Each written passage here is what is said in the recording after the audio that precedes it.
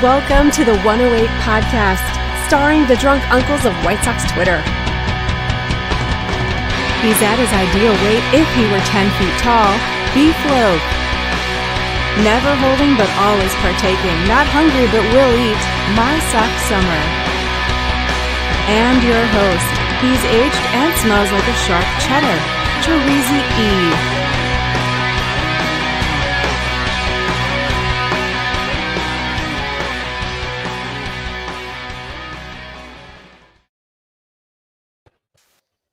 Thank you, Cornsey. Welcome to the From the 108 podcast. Get ready for some baseball, beer, and bullshit. And remember the drinking rules. If Beef Loaf says allegedly, or that he wrote a blog about that, you drink. If My Sock Summer talks about bobbleheads or mentions his time on the West Coast, you drink. And if I swear, say, here's the thing, you drink. Beef Loaf, how you doing tonight? Terezi, I'm wonderful. My Sock Summer, great hanging with you boys at these games this past weekend and even during the week.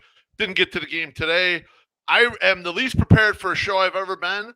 And as I told you guys right before we started, I have no goddamn banter. So what I decided to go with on banter is one thing that I'm so fucking tired of. I love going on Twitter. All right, you guys know this. I love going on Twitter, fucking around, talking to all you people, having a good time, meme game, all this stuff, and especially during the game. Getting likes. Game reactions and fun and shit, and yeah, like whoring and all that stuff. I really enjoy it. I'll tell you what's killing me right now on Twitter. There's a million terrible conversations about old school stats versus new school stats. Because all it is a couple that's just about to divorce screaming at each other. There's no substance at all. There's nothing that a beef loaf or any of you can actually learn from any of these discussions. It's just people talking loudly at each other. And even occasionally, when you get someone, who's willing to give a little more of an explanation about something in particular, or kind of dig in a little bit on the point they're trying to make, it's rarely ever heard, understood, or absorbed. And the person who asked the question previously or made the complaint before is making the same bullshit complaints like 2 weeks later. So I don't know what the end game is. I don't know if it's just me. Maybe I'm getting old and cranky, but it feels like, look, if you're not going to put out the effort to learn and understand, and this goes in both directions. You're not going to go, if you're someone who likes old school stats, you're not going to put the effort to learn about the new school stats and see how they react or interact with the old school stats, then why bother? And the same thing with, if you're big into the advanced statistics, if you have no interest in educating people who aren't educated on these and just want to scream at them, again, why bother? I mean, I might have to start muting people because the conversation is so pointless. I just see it I just start having to scroll right past certain users because it's just like, do they have anything interesting to say, like ever? Or is it just all name names? You know what it is? Name names. Beef, it's like in Dirty Work when Norm was in prison. What he hated the most. It's the total lack of respect. And that's what, and that's what it is on both sides. Whoever's arguing doesn't respect the other person. Otherwise, they would listen a little bit and say, like, explain to me why you like batting average, right? And that might open up an actual meaningful conversation about like what the person's looking for, right? Because like you can have that argument. Like I can have that argument with like Josh Nelson or Beef with you or MSS, like in the seats, right? If we're talking about someone like Yohan Moncada, right? Where the new school people will be like, OBP's there, man. He's got on base like 35% of the time. And, you could look at the batting average and conclude certain things, right? Like that he's not hitting well. He's getting on base a lot because he walks. He's always walked, but he could be getting on base a lot more if he was hitting well. And the Right. batting average is what's going to show you that. So there's reasons to look at all these different stats, and there's reasons to have conversations about these stats and what they're telling you and how you're perceiving them. And sometimes you're going to be wrong. Believe it or not, guys, you might be fucking wrong about something. But Oh, if you're having also, Treasy, you might actually learn something. You oh, might learn God something forbid. that you didn't understand before, and this could come from either direction. That's kind of the one of the main problems there is there's no discussions with any fruitfulness at all. There's nothing like as just someone watching. If I rewind to 3 or 4 years ago on Twitter, there were a lot of discussions where you would see that, but you could learn something from it. You could get, you could absorb something. Oh, okay, that's an interesting point. I could go somewhere with this. I could write a blog about this. I could dig in on something. I don't see any of it. Maybe it's we're spoiled because now we got a good team and this is all there is. We kind of like, well, they're kicking everyone's ass. So what's the big deal? And this is what we end up with. But there's no fruitfulness to it. I don't get any. I get nothing out of it, I guess is what I'm saying. I'm selfish. Yeah. All of you are fucking up your what I would call shit chat. When we were back in the IRC channel, Treasy, with the pro gamblers, and we were doing all the arbitrage, they would say if someone was going off on something, you're shitting up the chat right now. So people, you're shitting up Twitter chat, and right now I'm shitting up this chat by saying this. So I'm going to stop right now, and I'll let y'all move on with your day. Oh, I love the ire. First off, no, you're a pussy because you're not calling people out. Second, it's too voluminous. It's too voluminous. What I'm saying is though, and it's here's a lot of people. And I'm listening to you guys, and Treasy almost got there. He almost got there. God bless you. But the thing is, people don't want to learn. People just want to be right. Like, they don't even care. They just, and they're going to argue till they're blue in the face about just being right.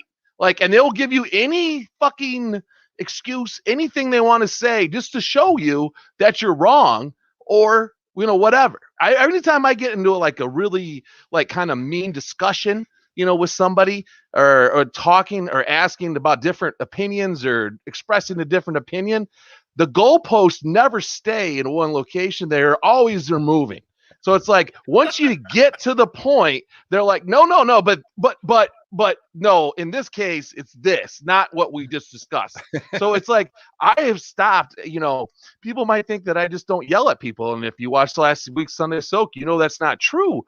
But like, I fucking just don't care enough anymore to like get into some of these arguments. Oh, fuck. Okay, I'm back. But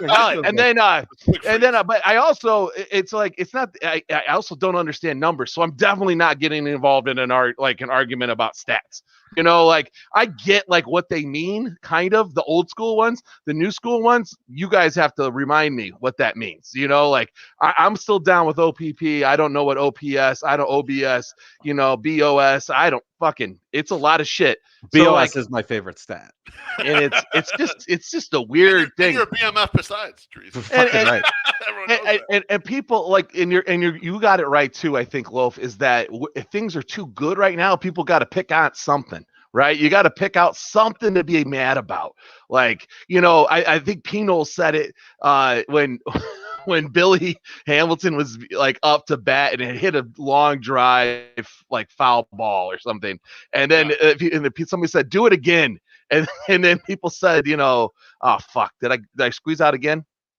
Shit. No, you're live. Oh, I'm still live. All right. Yeah. My computer's frozen. It's awesome. Wonderful. This is great. This is so great. No, they say that, oh, they said, do it again. He wanted him to hit something. And I was like, oh God. And he's like, why can't we just like learn from Dingergate and understand that like maybe like the most plausible answer is probably the right one. So it's awesome. Yeah. I have shit internet right now. I don't know why. So I'm sorry.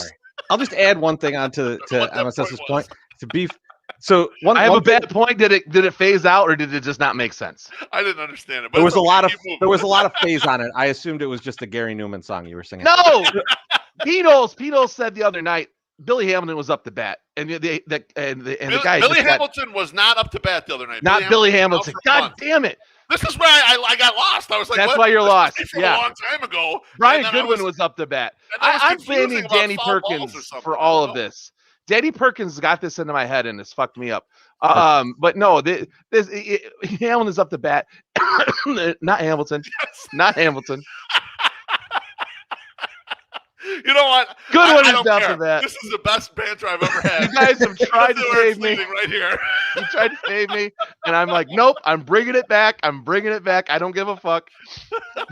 Good one's up the bat. Somebody behind the plate said, do it again, meaning hit the ball hard. And people on Twitter were like, who's that asshole behind home plate that is telling them to hit the pitcher in the head again with the ball? And I was like, how are we drawing these lines? Same with Pinos. Pinos did the same thing. So what I'm saying is like people jump to some conclusions here. Like the dinger, he said Dingergate, which was the whole, guy in Colorado yelling at the mascot. He was yelling, and they're like, he's saying the bad word, and then he's back there waving his hand, looking at the mascot, and then it's just the funniest thing. I mean, if you watch the video, it's anything. Carmen, I will. I'm quitting right now.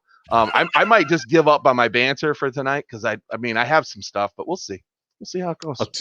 Two quick things. One, they should rename that mascot Donger, and then it would be fine. No one would ever make the mistake again. Yep. And then two, Beef, I think the other part of this is that you're thinking that there's like two people arguing against each other. But what it really is two people shouting at each other and then telling their buddies in the DMs, look at how I like shit on this guy. I dunked on that dude. Exactly. Who fucking cares? Who fucking cares? So that's the my suck summer. You know what? I do care, my suck summer. How are you doing, my friend? I'm fine. Kids are going back to school slowly but surely. We had the youngest one started up today. Had a half day. My wife came down before the show started, and she goes, May left something in her sister's room, and we have to go in and get it. And we went in there, and the youngest was already asleep. So she was in there for like 3 minutes unattended, and was out. So wonderful. Life is just going to hit her pretty hard. She was there for half a day today, and already she's not doing so hot. We also went to the Sox game. Any little bit of school, my sucks summer. Any little bit of school sucks. Everyone knows that. Right. So that makes sense. Yes. I asked her, I go, what did you learn today? She's like, I don't know. I have no idea. I was like, great, good. That's what I learned. Cece and I graduated from that grade school, so we concur. Yeah. I actually, you guys turned out really well. You're doing. I graduated with a degree, and I don't know what I learned. But so I had an experience today, and it made me feel really good, and I wanted to share it. And I'm going to try to explain it. I don't know if it'll be as convoluted as the Billy Bryan stuff, but we'll see. We'll see what happens. Is it why you were out of breath when you joined this show? No, not at all. Okay. We'll talk about that later in the second half of the show. Last night we were in the seats, and I had seen an advertisement for a huge garage sale, or a sale at a church thing, and the cross streets were Harvard and 67th, and I was like, I don't know if this is a good place to go, because Inglewood is right there, and I've heard bad things about Inglewood, and I don't know if that's the West Coast one or this one that I'm supposed to stay away from, but I imagine it's probably both.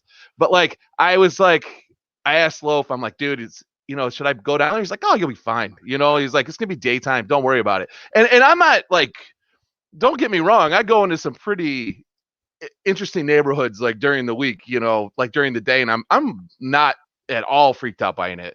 And so then I got down there today, and I drive in, and I'm not feeling uneasy at all. And as soon as I get into the neighborhood, not uneasy. I park the car, still not uneasy. Walk right up into the thing, and it's not 13 seconds in is some woman that goes to my daughter, hey, here's a big bag of hair bows, and I was like, we're in the right place, because this is all May is these big huge bows that you put on the JoJo Siwa.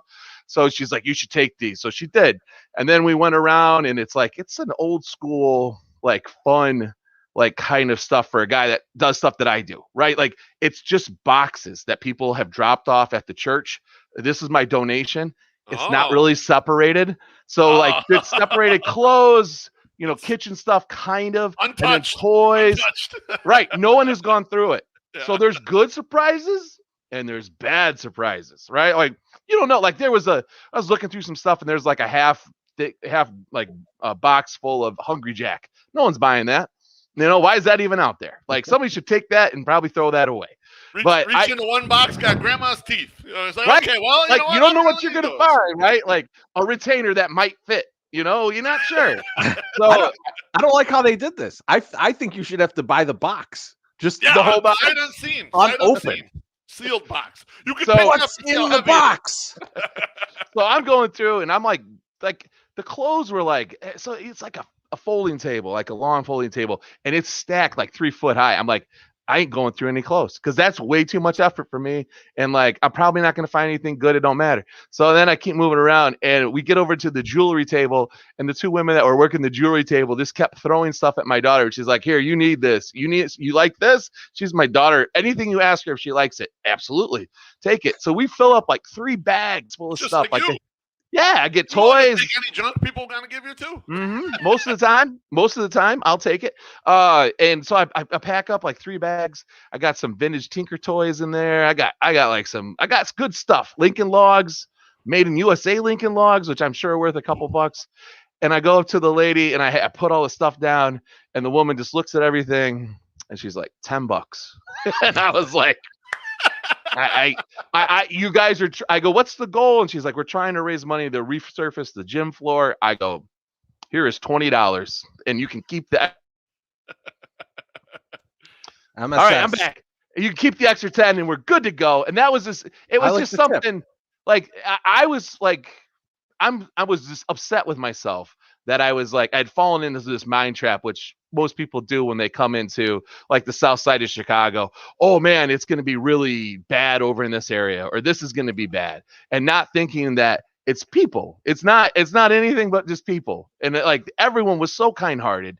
Everyone was so nice. They prayed while we were looking through all this junk. It was great. And, I said amen, May said amen. It was great. It was just, we had a good time. They gave her some hash browns and some French fries. And like, once again, if you tell my daughter, here, are you hungry? Do you want something to eat? And like, she was just plowing it. No, there were no records, Jack. Sean, there were no bobbleheads. So it was just, that was it was the downer. I was looking for it, but I did find a bunch of vintage stuff that like old McDonald's toys, even like some weird ones. Like I was like, oh, I got to try this up. Old Pez dispenser. I'm not even sure I've ever seen it before. And it looked, blatantly bad. Like it just doesn't look great, but yeah. So Sal, I wish, Tracy, I wish we could open up a mic for White Sox Sal to just say his comments. I'm like only Sal not anymore. Putting his comments up because like they're coming in such high volume like that. Did he say something else too? He didn't say anything else. The junk lady. When you said that it was, he said untouched virgin junk. It's awesome though. It is. When you said that it was at a church, I almost was positive you're going to tell me that you got a Sherman Helmsley bobblehead. Like I thought, like from Amen. You know what's funny though? The one thing, and I'll just say this, and then we'll move on to you, Treasy, because I want to know how you're doing. There was a whole box of like the old, I don't know even what they call them, but the priests wear around their necks, not the habits, but like when they're like, so it's like it's in Lent and they wear like the Advent robing that's purple. There was a shitload of those like in a box, and I was like, should I buy this? Like I was so close because I'm like, these would be really useful, possibly.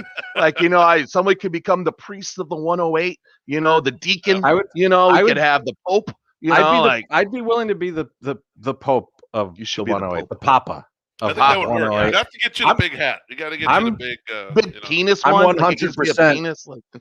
I'm 100% burning in hell already. So like, what's the risk? There's no. We're just piling on. It's just a little bit more gasoline, a little white gas on the fire. White gas. So white gas is an old thing with me and Beef because we used to go camping. My grandfather would always bring a can of white gas to start the fire, like this tiny little fire that we're gonna have like in there. He'd bring fucking gasoline, basically, and big jug we were there one time, and we're pretty young still. I think we're not at the age where we're drinking in front of the family, but Mad Max teenage 17 16. Mad Max had some beers, and he's sitting out there with us. We're all just talking shit. We got the fire going, and the fire's starting to die down.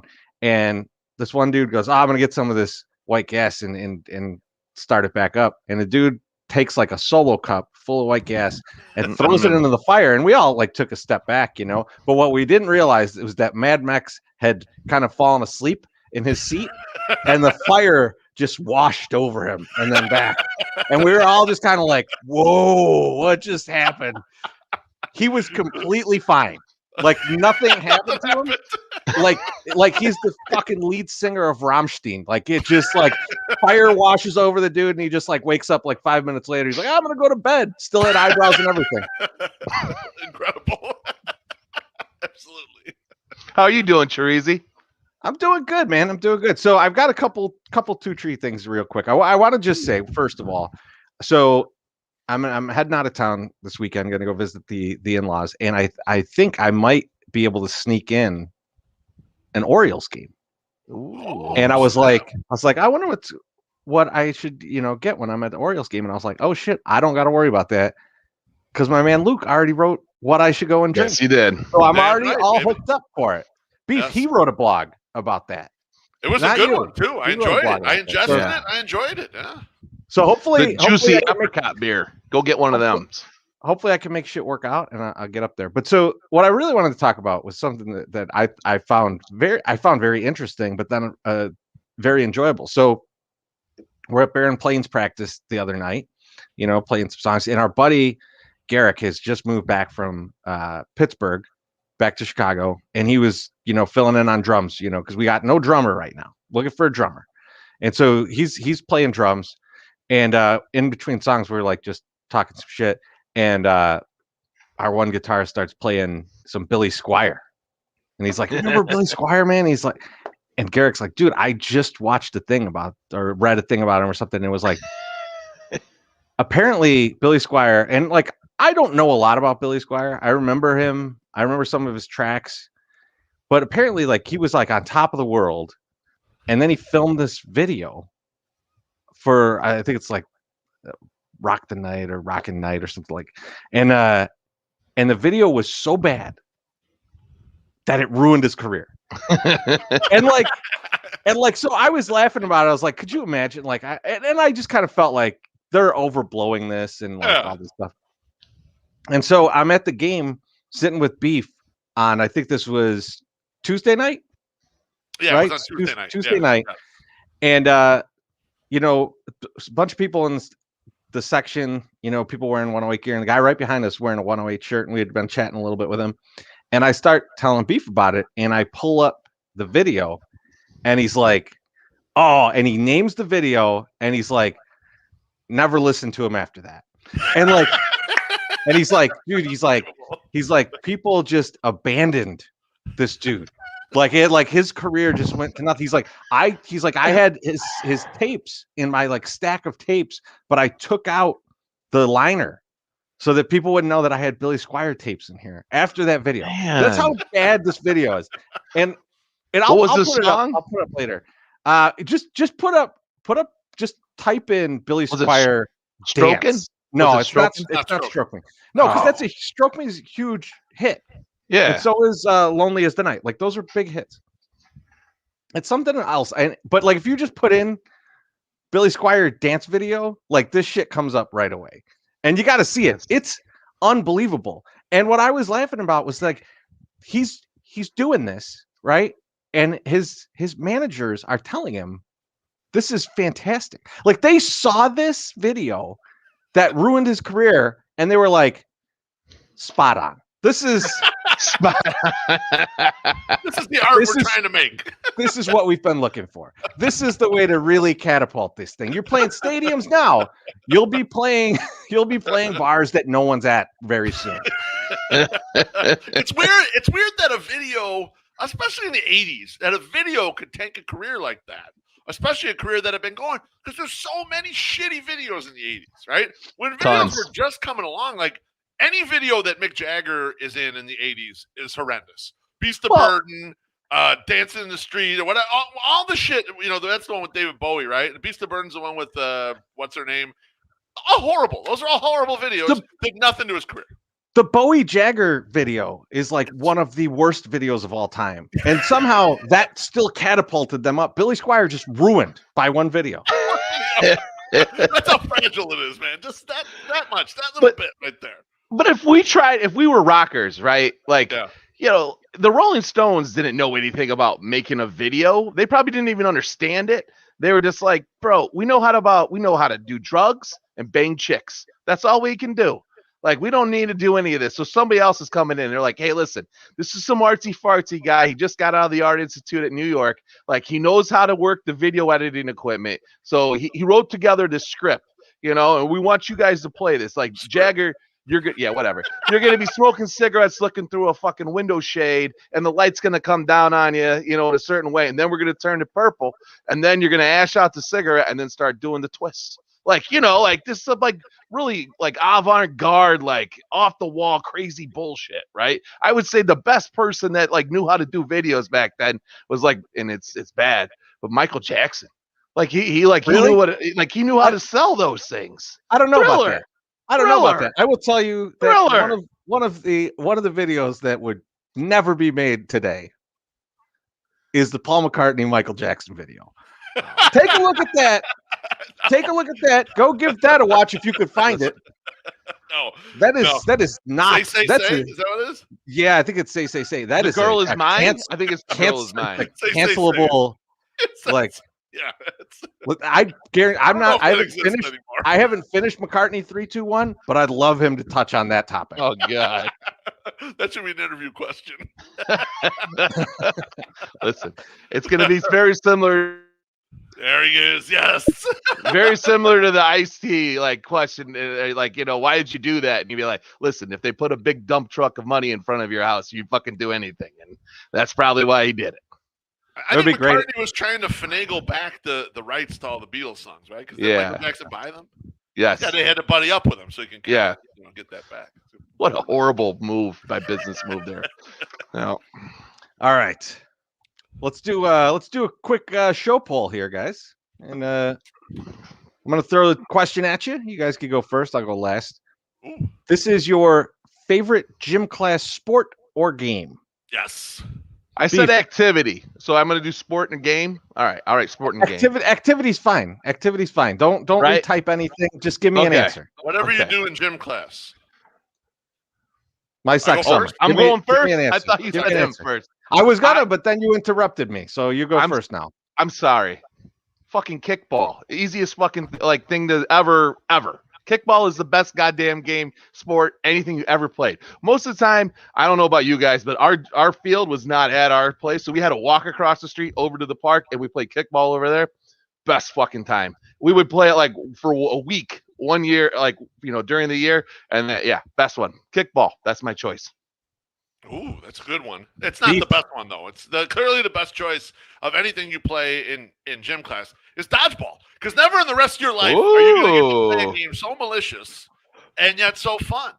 And you know what? The key to winning in dodgeball, I'll tell you, because you'd break up into groups in dodgeball. If you got to get the one or two most athletic ladies in your class, because they become stone cold killers in the dodgeball game. That's who to watch out for. And also, if you're tall like we are, you got to stay in the back at the beginning. You're too susceptible up front if you're tall. Like my sex summer and I are too tall. They'll throw low on us, and they're going to get us. You stay back, and if anyone gets hit with the ball, you can catch off the carom, and plus you can get a good running start for the throw. So dodgeball was always my game. I always look forward to playing dodgeball in gym class. You find out playing dodgeball in grade school and high school who the sociopaths are in your class because they're because they go for the face and then they hit in the face and the kid is crying, nose is bleeding, and they sit there with a blank stare like nothing happened. It's chilling. I will so you took the best one. I mean that one's probably gonna win, but I'm gonna go with one that I love, and for a similar reason to what I was just explaining, which is flag football. Because flag football is basically, you're just taking the flag off somebody, but you always find out who's the asshole because they're going to just destroy somebody. They're just going to tackle somebody midfield. And it's just like they're going to Kimbo slice a guy running over the middle for the ball. And it's still a fun game.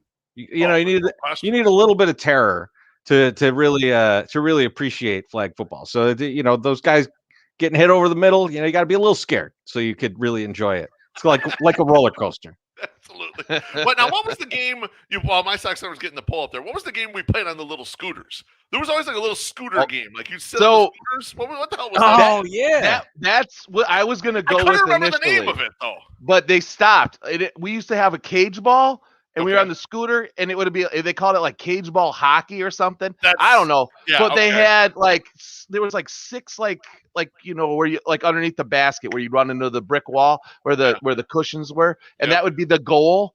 But then you had to be on the scooter, but so many kids got their fingers broken and they got so fucked up. Like I saw a person get their finger like just pulled out of their thing because they went to grab the cage ball by the laces and throw it. So we had to stop playing it midway through my grade school career. But that was like one of the best ones. Like you could kick the fuck out of that ball. That was so fun. But I was like, none of these kids ever played that shit because it was illegal by the time they got big. That's So true. Yeah.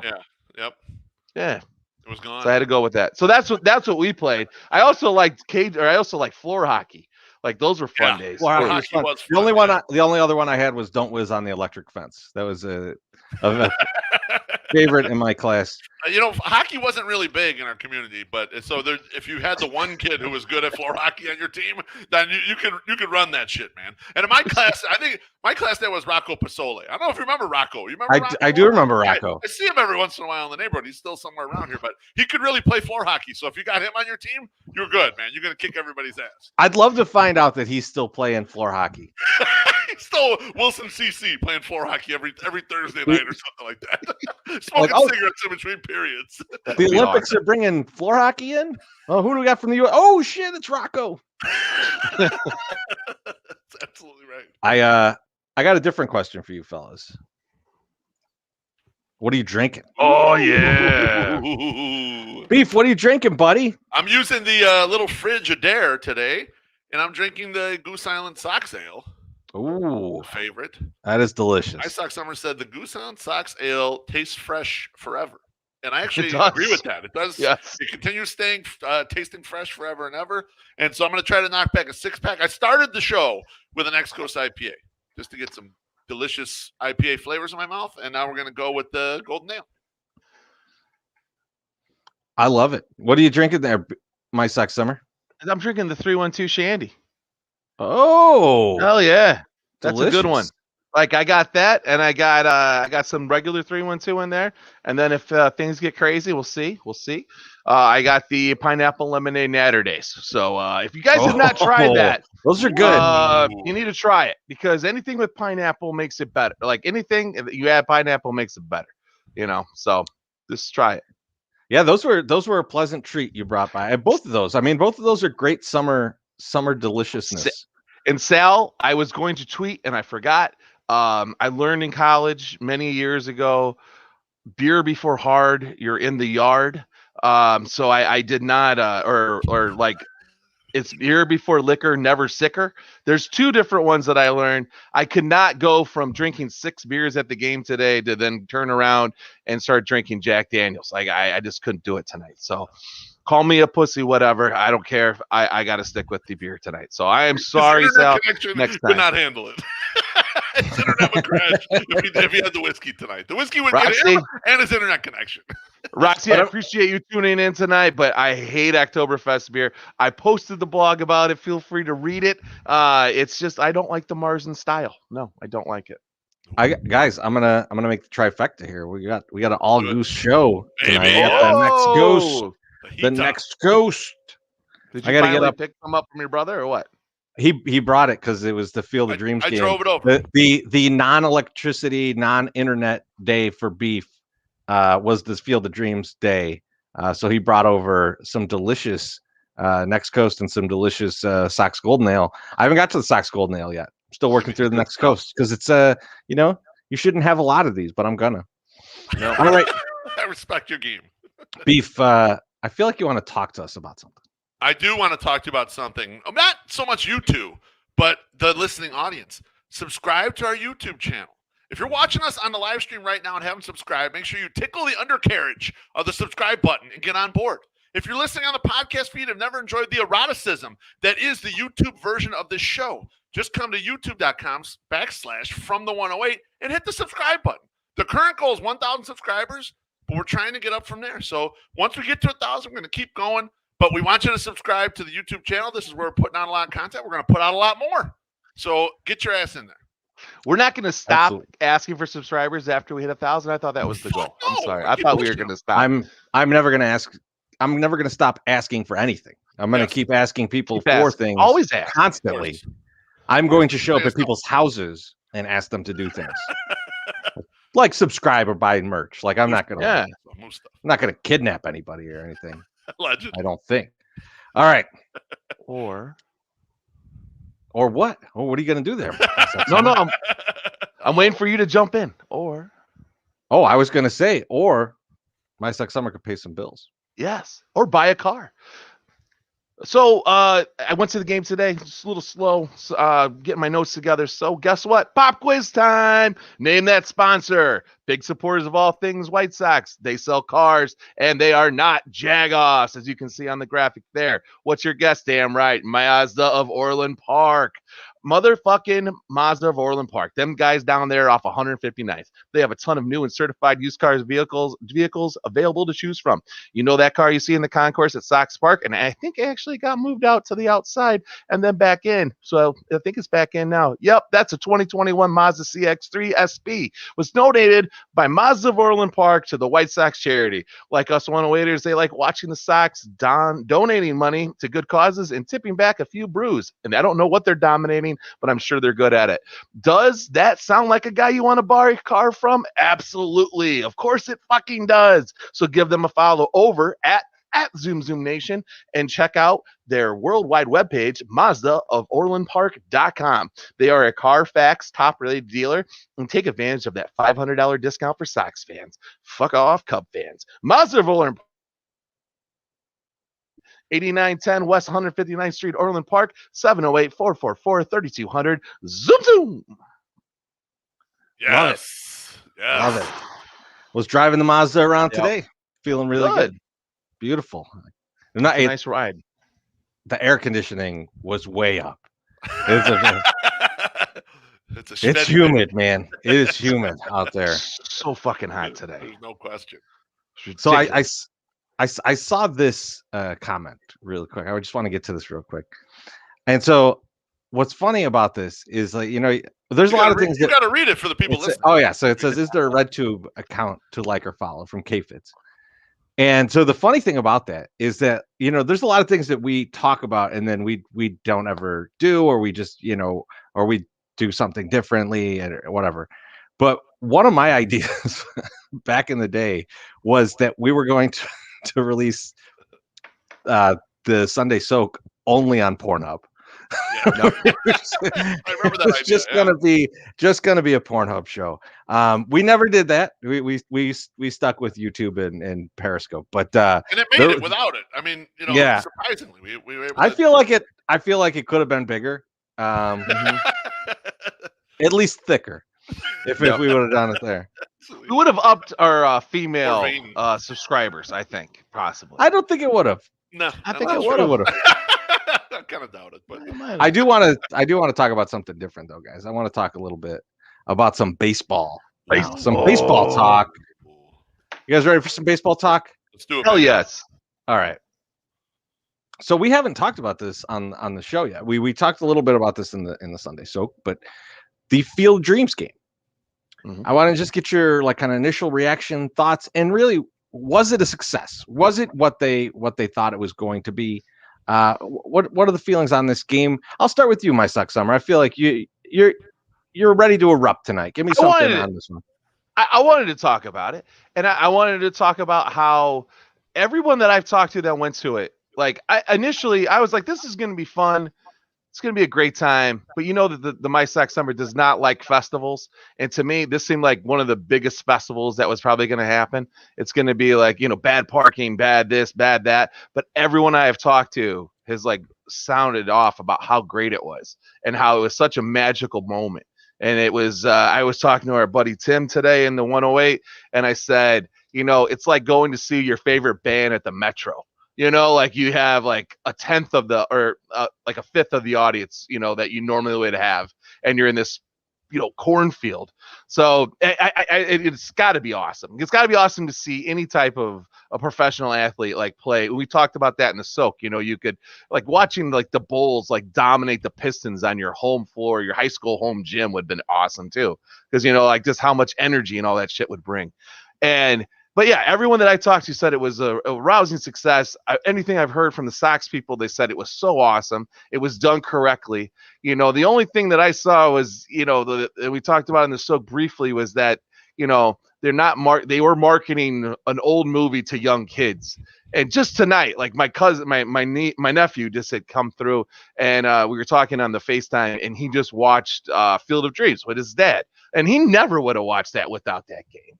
So like you're starting to instill some of this old baseball shit back in there. And like you had the most people that watched a game since like 2005 or something like that. And I think it was a regular season. Was it regular season game or was it just overall like baseball, whatever? But I know it's since 2005. They haven't had something that high.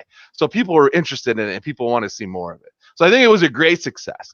And I just wonder, like, Sox lost the next two games.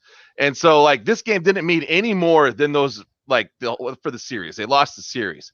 But like on a national perspective, like to me, it was everything. Like all the eyes were on that. No one's going to remember that they lost the two right after, but they're going to remember that they won at the Field of Dreams on the first one.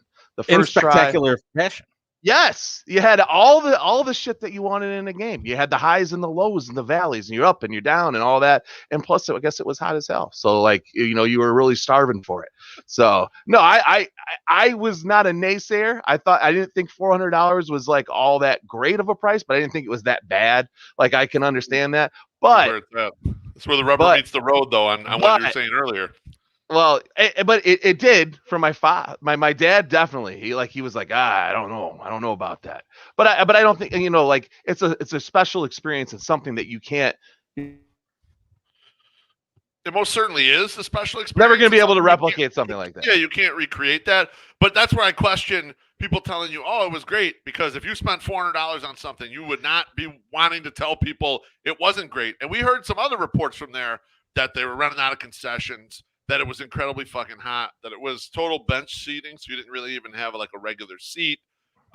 It's a long drive with not a lot of accommodations in the area, hotels and stuff like that. To me, just seeing it all unfold, and we could have tried to get into the lottery or whatever, I had zero interest.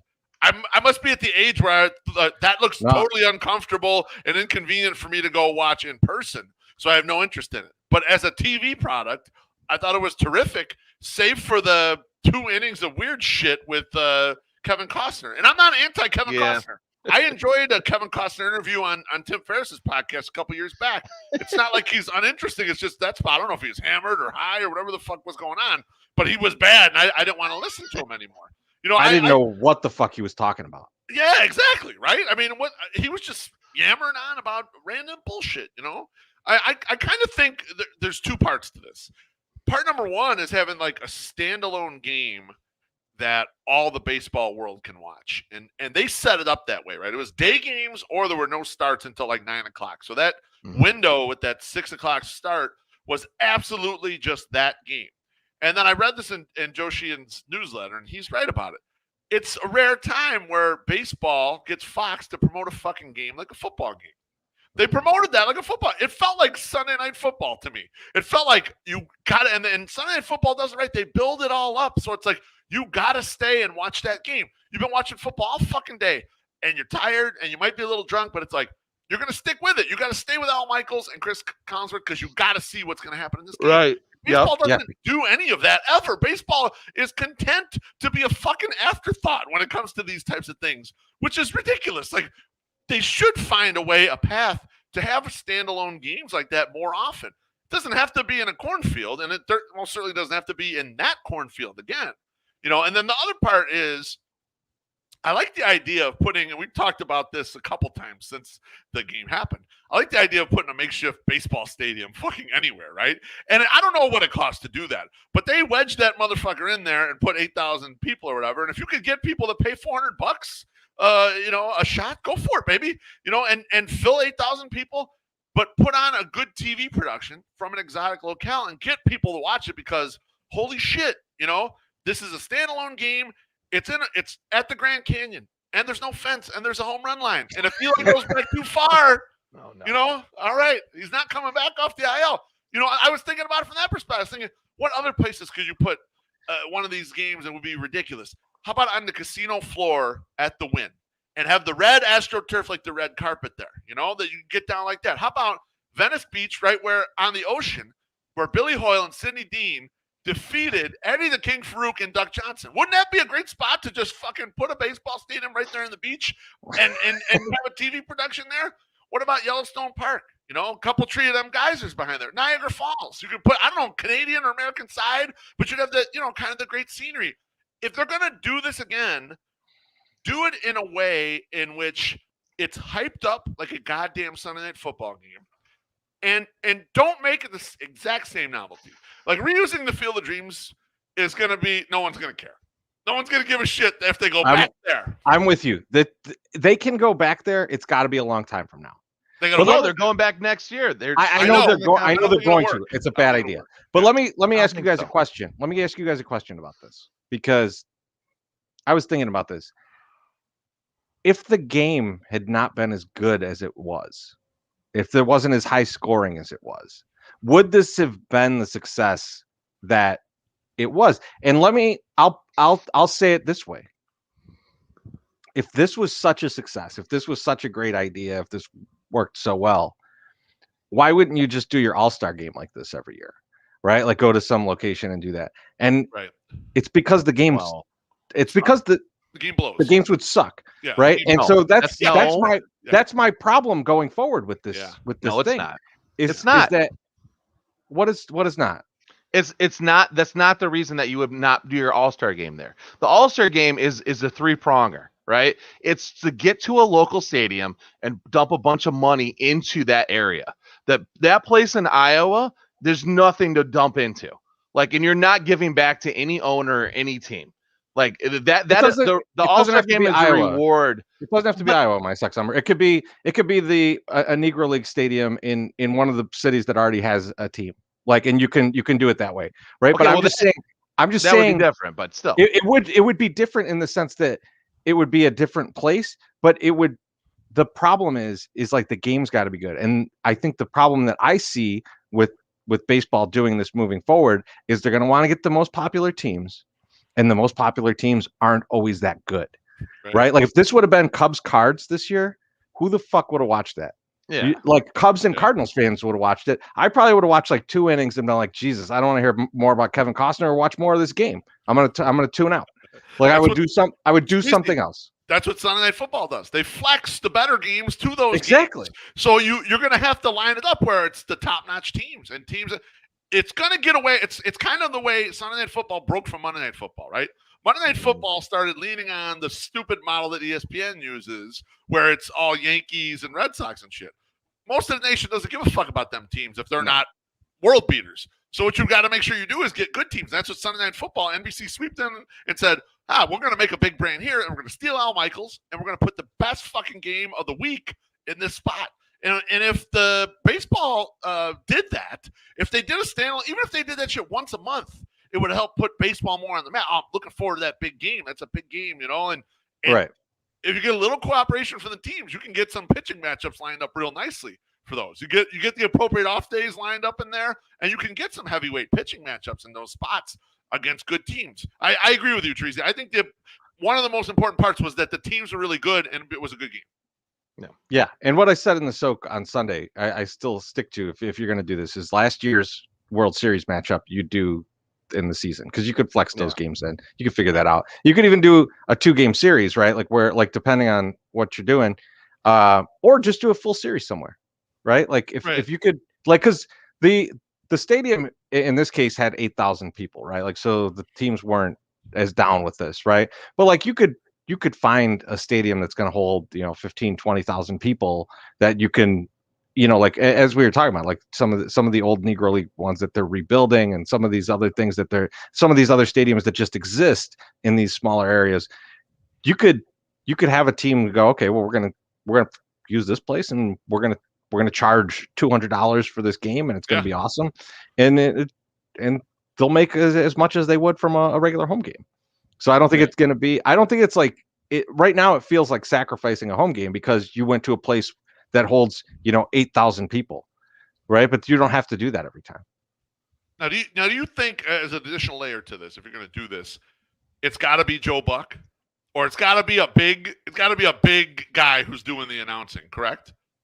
I think it should be Jason Benetti. I mean, I think Jason would probably be on the short list of people who would be a guy who would be doing this game. But you gotta be mindful of that as well. Like make it. It's got to like the reason why Sunday Night Football worked was all that stuff plus Al Michaels, right? Al Michaels is a big recognizable voice. And when you hear his voice coming through your TV screen, you know what's about to happen. I'm gonna go a different way, Beef. I'm gonna go a different way. I'm gonna say that the World Series winner gets their crew to be on Fox for the game.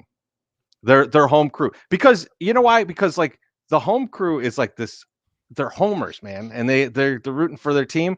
And you know what? If you don't like that one, the losing team is on FX. You could go watch it on FX. Nickelodeon. Yeah. You got SpongeBob over there. I watched that broadcast, by the way. It was interesting. When the Bears playoff game was on Nickelodeon, I watched 100% of the game on Nickelodeon for that game. That doesn't surprise me. I heard it was fun. I heard it was good. It wasn't. It wasn't bad. I'd watch another playoff game like that, even if it wasn't my home team. It's fun. All right. I mean, I think we all agree. Thanks for humoring me. Field of Dreams is a terrible movie, and no one needs to watch it ever. But I mean, so that was the start of the Yankees series, and it was a tremendous start to the series. The next two games, not so great. So what I want to ask you guys, I'm going to ask you two things. But the first thing is, one thing that worried you about the Yankees series. My suck summer, go ahead. So I feel like my what worried about me, like what I was worried about, and then consequently what we're going to do next, like are almost interconnected. But like the biggest thing that I think was worrisome is that we don't see this team stepping up and making shit happen until we really need to make it happen. Like, it's just like, we can't in the third inning say, let's get some hits, or, hey, let's move these runners. Hey, let's lay down a bunt. Let's steal. Let's do this, whatever, Oh, that's horrible. It's like spilling all over my desk right now. Well, you deserve it, to be honest. You fucking deserve it for pouring it like a fucking jackass.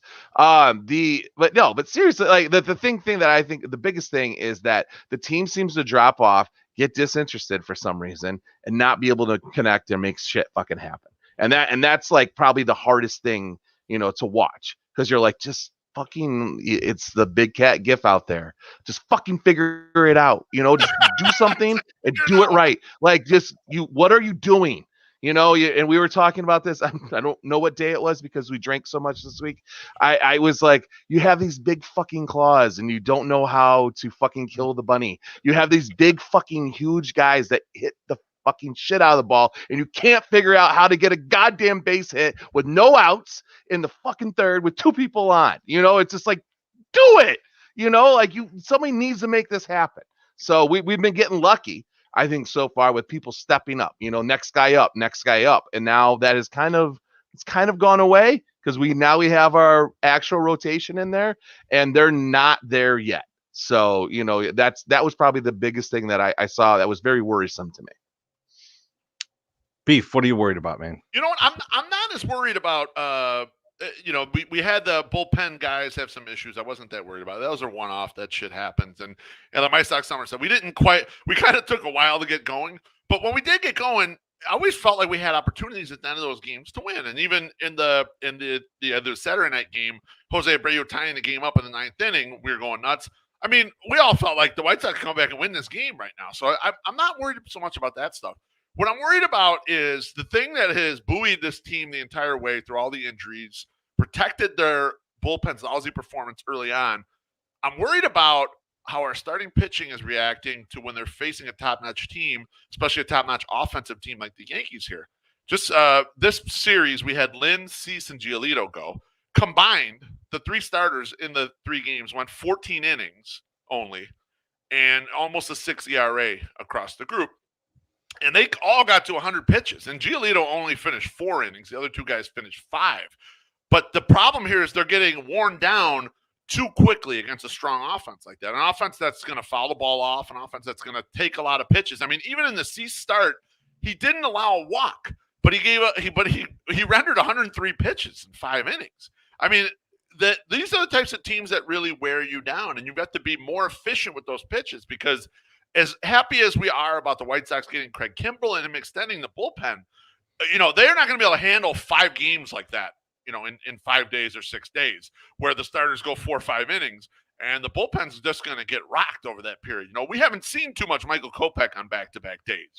We haven't seen much Garrett Crochet on back-to-back days. Luckily, Aaron Bummer is kind of getting his stroke back, but how are these guys going to look when they got to pitch 3 days in a row if the starters can't kind of get into the 6th inning, get into the 7th inning?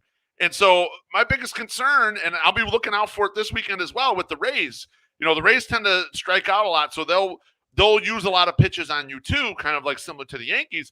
I'm interested to see if our starters can get a little deeper in these games, because we're going to need this. We're built the way we're going to need our starters to eat up more innings than that in a playoff series. Fuck yes. And you're right. Yeah, go ahead. No, that's all. I just was just capping it off before you came in with the real good info. Like I was just hyping it up. I'm just flaving it right there. I'm like, yes, absolutely. Yeah, you're right. And then give it to you, and then you tell me statistically why me hyping it is right. That's what I want.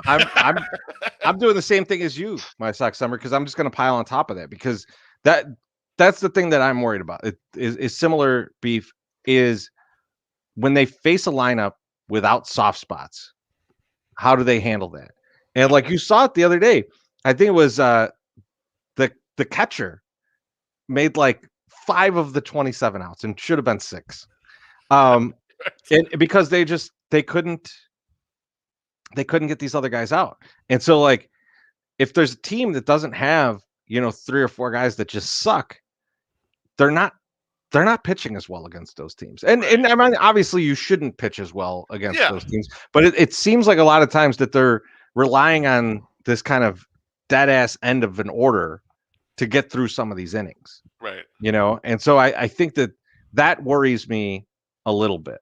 Right. And let me just say right off the bat, I'm not worried. I'm generally not worried. I'm not worried. Right. But I mean, this is the thing that you're going to see in the playoffs, right? Most of the teams that you're going to play in the playoffs have tremendous lineups top to bottom. Right. They're going to look like our lineup, right? Where like the number 8 hitter or the number 9 hitter is Sebi, and it's like, yeah, he's not very good, but like he'll hit a home run, he'll run into one, and that's you got to worry about that. Like we're the low end of that, right? Like a lot of these teams just are top to bottom. Just mashers. I mean, like you look at that Astros lineup. That Astros lineup is wild. Like I don't want to face that. And we didn't face it with Bregman, so we're going to face it with Bregman. That said, I want to get into the things that kind of gave us some hope from that series, and I'm going to start. Okay, I'm going to start because you know what? You guys aren't going to have the same thing as me. You know why I know you're not going to have the same thing as me? What's that? What I have. Okay. Menachino's boys don't quit. They, and this is obviously it's in jest about the Menachino magic, but I do love it. I do love that picture of him.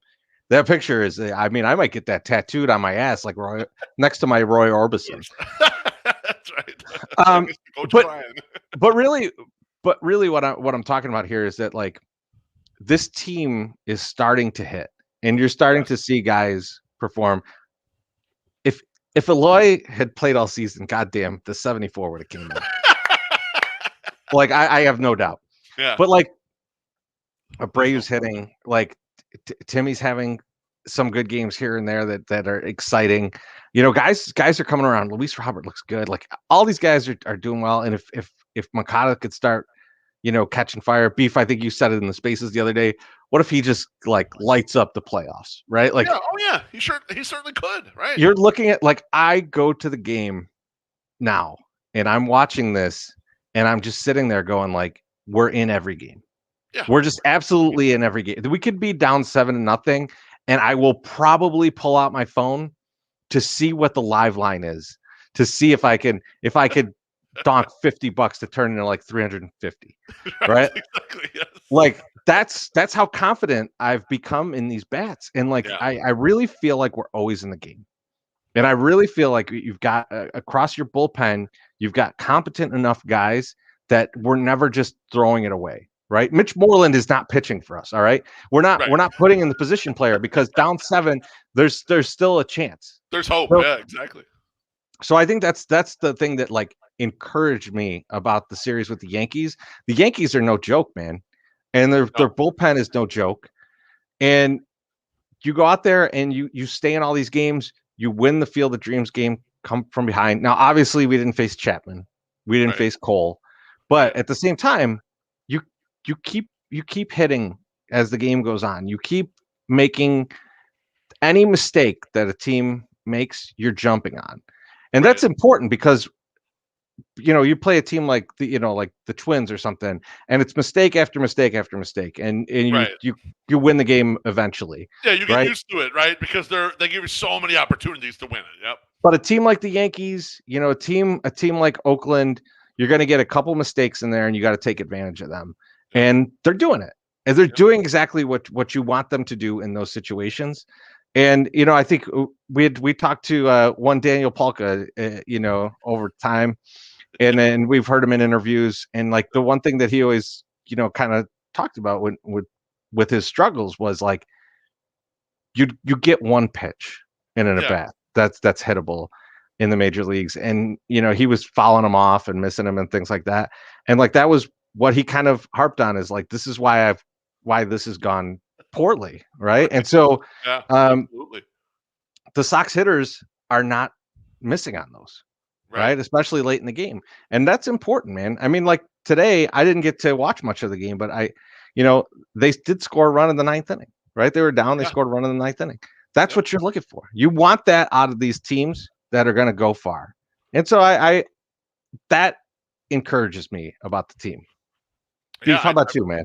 I totally agree with you. I'm going to cheat a little bit on my answer because the main thing that gives me hope is a guy who you and I mean, James Fegan got a little upset at us because he said it was hyperbole and was hot take action. But you and I have long said for years and years and years that if Luis Robert becomes a 6 or 7 WAR monster, this team has got no concerns. This team is going to be a contender for a decade.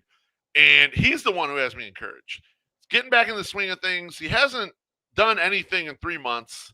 And what does he do? The 3 games against the Yankees and the 4 games against Oakland, he's 11 for 25. That's a .440 batting average with a double, 2 dongers, a stolen base. And other than when he slipped and fell in the outfield, because the Sodfather's fucking slipping, all right? We're worried about Tony La Russa's age. Sodfather, you better get your shit together, all right? We can't have Luis slip and fall and get hurt out there, all right? With no lawsuits, we need him on the fucking field. So Sodfather, get your shit together. But other than that, spectacular defense out of Luis, going back to the fence, coming up on baseballs and getting to them. And so I'm extremely encouraged that he shot out of this injury, came out of this rehab. He basically picked up where he left off, because if you remember, before he got injured, he was hitting above 300. And the at-bats were terrific. He was willing to go the other way if he got a pitch that, he wasn't trying to pull off everything. He was laying off the breaking pitches away. He had just become the much more disciplined and a sensible hitter, but who could still yank one out of the ballpark for you if you make a mistake to him. So he's kept the maturity. Like, he didn't lose any of the gains that he had gotten at the beginning of the season.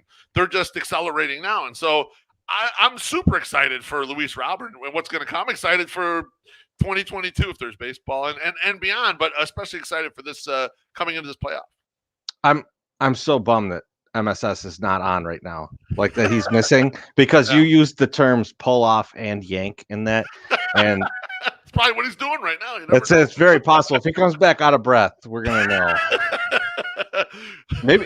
Maybe that's what it is. You know, you never know. Who knows? Who knows? He's been in the chat though, so that concerns me. He said that he's restarting his computer, so we'll see when the Commodore 64 gets going. Then we'll let him back into the room. He's turning the crank on the side of his computer, trying to warm it up. Going. Yeah, exactly. Don't all caps me either in the comments there. That's right. Suck Summer and he's out there using his government name in the comments too. Yep. Unbelievable. Dummy. Unbelievable. So we're not even going to get to what was encouraging to him, but I'll tell you what was encouraging to him. Yeah. Frank Menachino. He was encouraged by Frank Menachino. The Menachino magic. So now there's more of us on the Menachino magic train. I'm excited to have you, my Sock Summer. Welcome aboard. All right. So we're going to get into the next thing then. Let's do it. And that's the Ace series. So let me just preface it with this. And the Chris Bassett thing was horrific. Yeah, that was scary. And I honestly myself was glad that the foul pole was there because I couldn't see it. My view was obstructed in that scenario. So I didn't see what happened. I've not watched footage of it. I don't want to see that shit. Yeah, I have not watched footage of it either. And I was late getting to the game that night. So on my walk, I got a message from Polish with Extra Onions about the incident. And then I'm halfway to the ballpark and the fireworks start going off for Rake Lamb's 3-run homer. So I kind of missed that 5-run inning. Yeah. And we'll get to that stuff in a minute. But I just wanted to say, I hope he's okay. And not even I hope he's back pitching in a couple. I just hope he's okay. Just that was just terrifying to watch. And so it sounds like things went well. It sounds like the Sox were on top of it and they got him out of there and it got him to rush and things went as well as they could. Right. And so I'm happy for that. And I hope that he's okay. And I hope, I do hope he's back pitching and he's pitching like the pitcher that he's become, because it's great to see what Chris Bassett's become too. Yeah, for sure. You're such a horse this year. Oh my God. And just doing tremendous. Right. Yeah. I mean, so it's you love to see a guy progress like that. It's terrible what we saw. So I'm gonna just put that out there because we need to say that before we get into the rest of this, because everything else in the series I thoroughly enjoyed. And here's the thing. The A's are always the team that fucks us, right? As long as I can remember, I mean, back in the 80s, obviously they were awesome and that's a problem. But even in the 90s and the 2000s, I remember Eric Chavez just shoving it up our ass all the time. Yeah. And just I hated it. I just hated the A's. And you go to that West Coast series and it's just we're just going to lose. You're going to lose. You're going to be pissed off about it. They come here and somehow it's terrible here too. And then, and then Frank Thomas goes there. I mean, just everything about the A's just always kind of I feel uneasy about that team. To have them come here and take 3 or 4, and we could have swept them in 4 games. That was a confidence builder for me, more so than anything I've seen in the past few weeks. That was a confidence builder where I'm just yes, dominate this team that has caused you so much trouble for so long. And so I just really enjoyed that part of it. My Sock Summer, welcome back. What did you kind of tell us about your feelings on the series? On the A's series? The A's series, yes. Dude, fucking rock on, man. It was the best. It was probably one of the better series that we've seen recently. I would say, as far as just as you just mentioned, confidence. And it's you're supposed to win this. So you're going out and you're winning it. And they do it so in triumphant fashion. When the old man is sending me texts at 10:15 or 10:20 when he should be sleeping or asleep in his chair watching the game, he is the bats are alive tonight. Yes, they are. They're pounding that ball. So it was just fun to see, and you knew. And you guys, I was listening while I was restarting the computer, which I'm supposed to be getting an updated computer. I don't want to jinx it, but this is supposed to be happening. So we this fun stuff, this little bit of funniness that we can have every fucking podcast might be gone. So you're gonna have to find out a new angle, Sal. Yeah. So like I was listening, and it's just like what you guys said. Like it's true. Like these guys they lost 2 against the Yankees, but they continually fought. It was like watching 2 heavyweights go out there in this battle. And when you lose those close ones like that, or you build up that energy and you still lose, it hurts. So then to come into this series and just destroy a fucking team that you're supposed to destroy makes it that much better. And I don't know, like today, it was a close game, but today was a winnable game if we wanted to win it. Like Tony could have made some different choices and put some different people in, and we probably could have won this game. Yeah. It seemed like he's like, listen, I don't want to push these other guys. We just took 75% of this series. Fucking, I'm not hurting anybody. Let's just go with it. We'll take this L today, and these guys might fight it out and win it. You know, so it was fun. And I also, the biggest thing, I got to check something here. No, I'm not going to talk about that. Go right ahead, Chirizi. Oh no, you're kicking it back to me. I'm gonna go to beef. I can kick it to Loaf. With Loaf, what you got? I mean, Teresa didn't mention it, but I did put in the agenda. I said we took the Oakland A's fruit cocktail. How does that feel? Because that's the way I felt. Right? They're another playoff team, and we embarrassed them in this series. Embarrassed them, right? And the only game that was close that we won was the game that was 3-2, and really they should have beat us. But you know what? The better team won because Lansing was able to hold off all those runners in position situations and keep them off the board. Emasculating Billy Beane and all his money balls and his OBPs and shit is just absolutely exhilarating. I can just envision Rick Hahn's already gigantic head getting even bigger, swelling even huger for beating the money ball guy's ass. And by the way, just thinking about this today. In the White Sox movie of 2021, whatever kind of ball they end up calling that shit, who plays Rick Hahn? Who do you guys got? I got a couple ideas here. I got Ben Affleck, Patrick Dempsey, or Paul Rudd. I think any one of those 3 maybe could play Hahn. What do you guys got? You got someone to play Rick Hahn in the movie?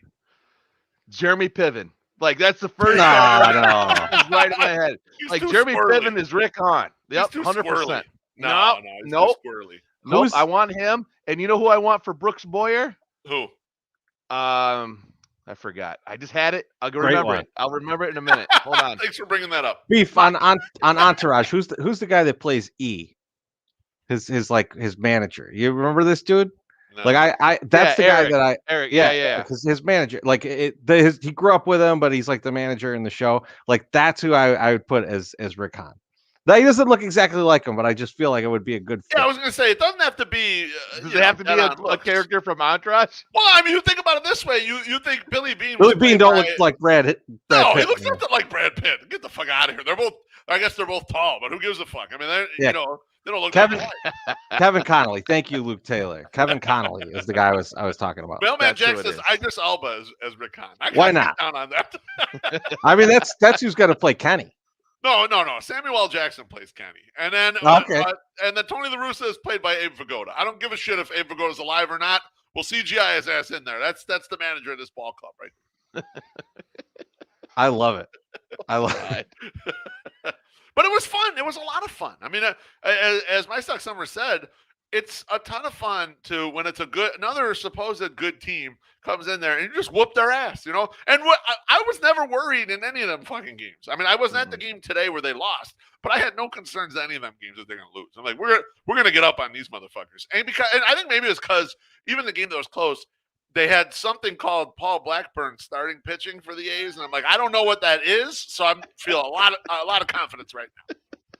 Beef, real quick, what do you think about Terrence Howard as Kenny Williams? I think Terrence Howard as Kenny Williams would be good. I could see that. Which Terrence Howard though? And what was that movie where he was a pimp? Like, is it that kind of Terrence Howard or like weak ass Terrence Howard in some other movie? No, I think it's like badass Terrence Howard. All right. Absolutely. Because wasn't he a pimp in that one movie? I don't know which movie you're talking about, but I'm sure he's played many roles. The place and the time with the in Iron Man, he played a pimp. That's what you did right there. So I really wish I was high, because then I would have an excuse for a lot of this rambleness. I don't have an excuse for the. It doesn't randomness matter. It today. makes the show better. I don't give a So fuck. I do want to ask you guys about one thing, and because we gotta fucking talk about this because this was incredible. The Lance Lynn getting kicked out. Oh. So like, Yes. so I mean, so I was at home yesterday, and you guys were at the game. Yep. And like it's unfolding on TV, and I messaged you guys because I was like, I wonder if they know that he even got kicked out, like because it didn't even like We had it no was idea.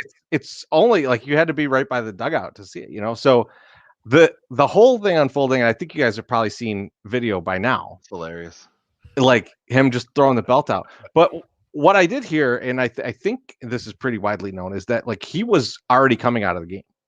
Like he was going into the clubhouse for treatment already, and that's why he just kind of like threw shit there, and he was just leaving the game, and then he just like tossed the belt out.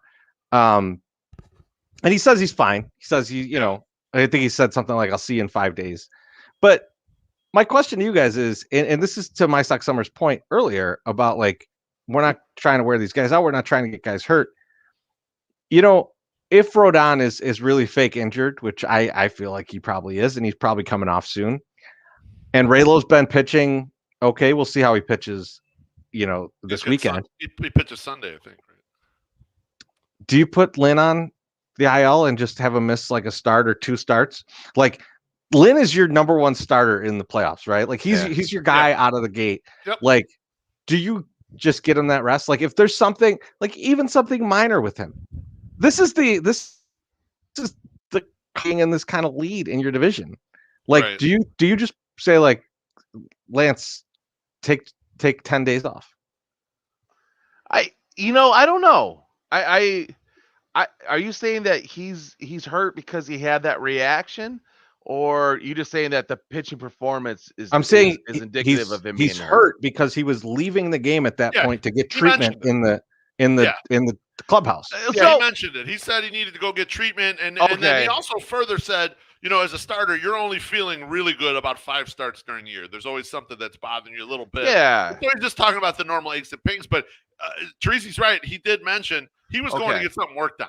Okay. So So and in the stadium, my Sox Summer, when we found out that information, you and I were both like, he probably would have been done anyway because he was really laboring out there, and he was already at 88 pitches. So we were kind of like, no big deal. He got kicked out. Who cares? Well, we discussed it too. I thought it was like he got mad and threw the belt mostly because he's like, you're fucking thinking I'm cheating and I just got lit the fuck up for 3 innings? Like, you know, like that's like rude. Like it was rude to even say, hey, let me check your shit. Like, dude, if I'm cheating, I'm doing it horribly. You know, I'm not like Astros level cheating right now. Okay, so just leave me alone. But yeah, no, I don't think there's anything wrong with give him a break. If he needs it, give him a goddamn break. Or, you know, I feel this way. I'm not a professional athlete. I know this is shocking to everybody that's in this, watching this, listening to this, but like it's I can understand exactly what he's saying. That there's 5 fucking days that you feel good. It's like I feel like that at the gym. I always feel like shit. Like I don't want to do it. I don't want to go there. I don't think I have it in me to do it. But then you have it. And if you're a professional athlete, you definitely have it. So can he power through it? Absolutely. Do we have the chance to like give him a break? Absolutely. So why don't we just let him have a break? Like we don't need to win, you know, like every fucking game. But if we can win, like we're doing okay. Like some guy last tonight when I was walking home there was like, fuck, you know, Sox we're doing good, and now they just lost, you know, a bunch of games. And I was like, what the fuck are you talking about? Like, I didn't say that to him because he didn't have all his teeth, and I thought he would hit me. But I was like, they're doing fine. Like they're definitely winning their division. They just need to figure out these little fucking things, you know, that will make them that much better. So yes, to answer that question in my long convoluted way, yes, give him 10 days if he needs 10 days. I think Roxy's trying to tell us to throw a belt at you, MSS. I think that's what that comment meant. No, I don't think so. I hope it is. To answer your question, Treasy, and I like you weaving in a topic that I kind of had on this agenda before we blew it out when we were finalizing the agenda. I would, and I think you're running out of time to do a couple of these fake DL stints and get a guy 10, 15 days off. I would try to get him some rest because he's been ridden hard. I would actually try to get Dylan Cease some rest as well. He's the other guy in the rotation that I would He think looked about. bad. And out of the position players, I know he's been a hot topic for everybody, but I would get Yoel Moncada 2 weeks off. I would. You know, try to I don't get him think 2 so. weeks off. You know who I'd give time off? Who? Michael Rappaport. I mean, Zach Collins. and here's why. Here's why. Because I think they're gonna bring Yasmani back pretty soon. Yep. And the rosters expand in September. Yep. If you want Yaz back soon, there's no wiggle room here. Like, and you don't really want to send Sebi down. You could just IL Collins for 10 days. Yeah. The problem is, let's say Grandal tweaks something or can't play. I mean, you're down to one catcher. Yeah. Unless you bring up Yerman. Yep. And so there's I think the chaos factor of that makes me want it to happen. Just feeling it a little bit. Yeah, I think they really got a little window here of maybe 2 or 3 weeks where they could plan 1 or 2 more of these kind of like you're going to go out. Now, and I'm not talking like total club med, like Billy Hamilton. He's not going to play another game until like September 30th, right? I mean, like he's been in the dugout. I've seen him running around in the dugout and yelling and high-fiving people. He don't look all that hurt, but he's going to stay hurt until September 30th or so. He'll probably play the last series of the season, and then he'll be on the playoff roster, right? I mean, that's what it's looking like. I mean, I think that's what they're trying to do. They're trying to keep him so that they can have him for the playoffs. Have him for the playoffs, right? He's a special weapon for the playoffs. So, yeah, I think that they've got, if they want to do 1 or 2 more of these, they better get going on them. Like it's now's the time, basically. Maybe they're waiting until they get through this little stretch because they've got the Rays this weekend. They've got to go to Toronto. So those are some tougher matchups. Maybe once they kind of get through that, they'll reevaluate and give someone else some time. Loaf, I'm 100% against giving Yoel Moncada any type of a break. Why is he that? doesn't have to play. You don't have to start him. Just keep him in the dugout because the more free time he has, the more time he's going to go with his barber to the Hooters in Maryville, and the possibility of him catching COVID goes way the fuck up. And then we're stuck. We're stuck with a COVID guy again, and we don't need that. We had that last year. I don't like COVID Moncada. That's why I froze him. Moncada froze you. Moncada, he jumped in and he froze you right there because he knows your point's bullshit. My thought is this, and he had a great year in 2019. He did have a little time where he had the hamstring barking a little, and he didn't, he took a little bit of time off. I think he just might need a little mental rest right now because for all intents and purposes, the part of Noah Moncada that's missing is the power, right? And to me, everything else looks fine. The eye looks good. He's making contact, and his batting average seems fine. It's just the power. And so that would lead me to believe he's tired. Some part of him's tired, or maybe some part of him's barking a little bit. So not enough to sit him down, but enough to hinder the power. Are you insinuating that wings from Hooters might give him more power or something that he never needs? know. I don't know for sure. I don't know the nutritional factors. What about bottle service at Bottle and Blonde? It could. Bottle Blonde. Would that help? I have no clue. I don't know. I'm not a scientist. All right. Come on, man. It's more of an Addison Russell joint than Yoel Moncada. So MSS, one other thing about this was that it was a weekday series. Yes. Weekday home series, and I have a lot of fun at those. Do you have fun at those? Yes, and that was something that I wanted to add into this discussion 100%. Folks, you don't need to go on a Saturday. You don't need to go on a Friday. You don't got to go on a Sunday. All the things that you enjoy about going to a baseball game or a basketball game are just as fun on a Monday, Tuesday, Wednesday, or Thursday. I drink just as much on a Monday, Tuesday, Wednesday, or Thursday as witnessed by these two men this week. There are no lines for the restroom, or very little lines. There's very little lines for food or drink, which was the Sox did a great job on Sunday, getting people through the line though too. I noticed like the food lines and the drink lines. Getting into the game, we could get a little better, but they're still not doing. They're not totally horrible. But guys, this is playoff baseball. We're watching good teams playing baseball. Come out on a Monday. Take a half day on Tuesday. Get a cheap ticket. There was cheap tickets left and right for this series. Nobody's out there, right? You got like probably, I would say at best 18,000, maybe 18,000. And I'll tell you, it is a nice, relaxed atmosphere, but still loud as fuck and just as entertaining as any of the other days. So get out there. And you know what? Another thing, Loaf, you said in the early year, you know what's right? You know what's like back now? The split. The split has routinely been back big time, man. to $10,000 on during the week. Yes, on the weeknights. This is insane. Like $8,000 or whatever. It's been tremendous. It literally was $47 like in the beginning of the year, and now it's like $6,000. I mean, come on. So, and your chances of winning that are gonna go way the fuck up. Josh, dude, take it easy. This is only going to reach about 2,000 to 3,000 people. Okay, we can take on 2,000 to 3,000 more people. Like it's going to be fine, especially spread out. I just want people to like. I don't want somebody to go, man. I've been hearing the horrors of the traffic and the parking and the lines to get in and the lines to get food and all that shit. And I'll tell you, yes, it's kind of true most on the weekends, but it's not true on a Monday, Tuesday, Wednesday, or Thursday. So get your ass over there. Today, me and the kids walked right up. We got to meet Southpaw. It only took like 5 minutes. I looked over there on Saturday. The goddamn line was like, I think, by the barbecue joint in center field, like to meet Southpaw.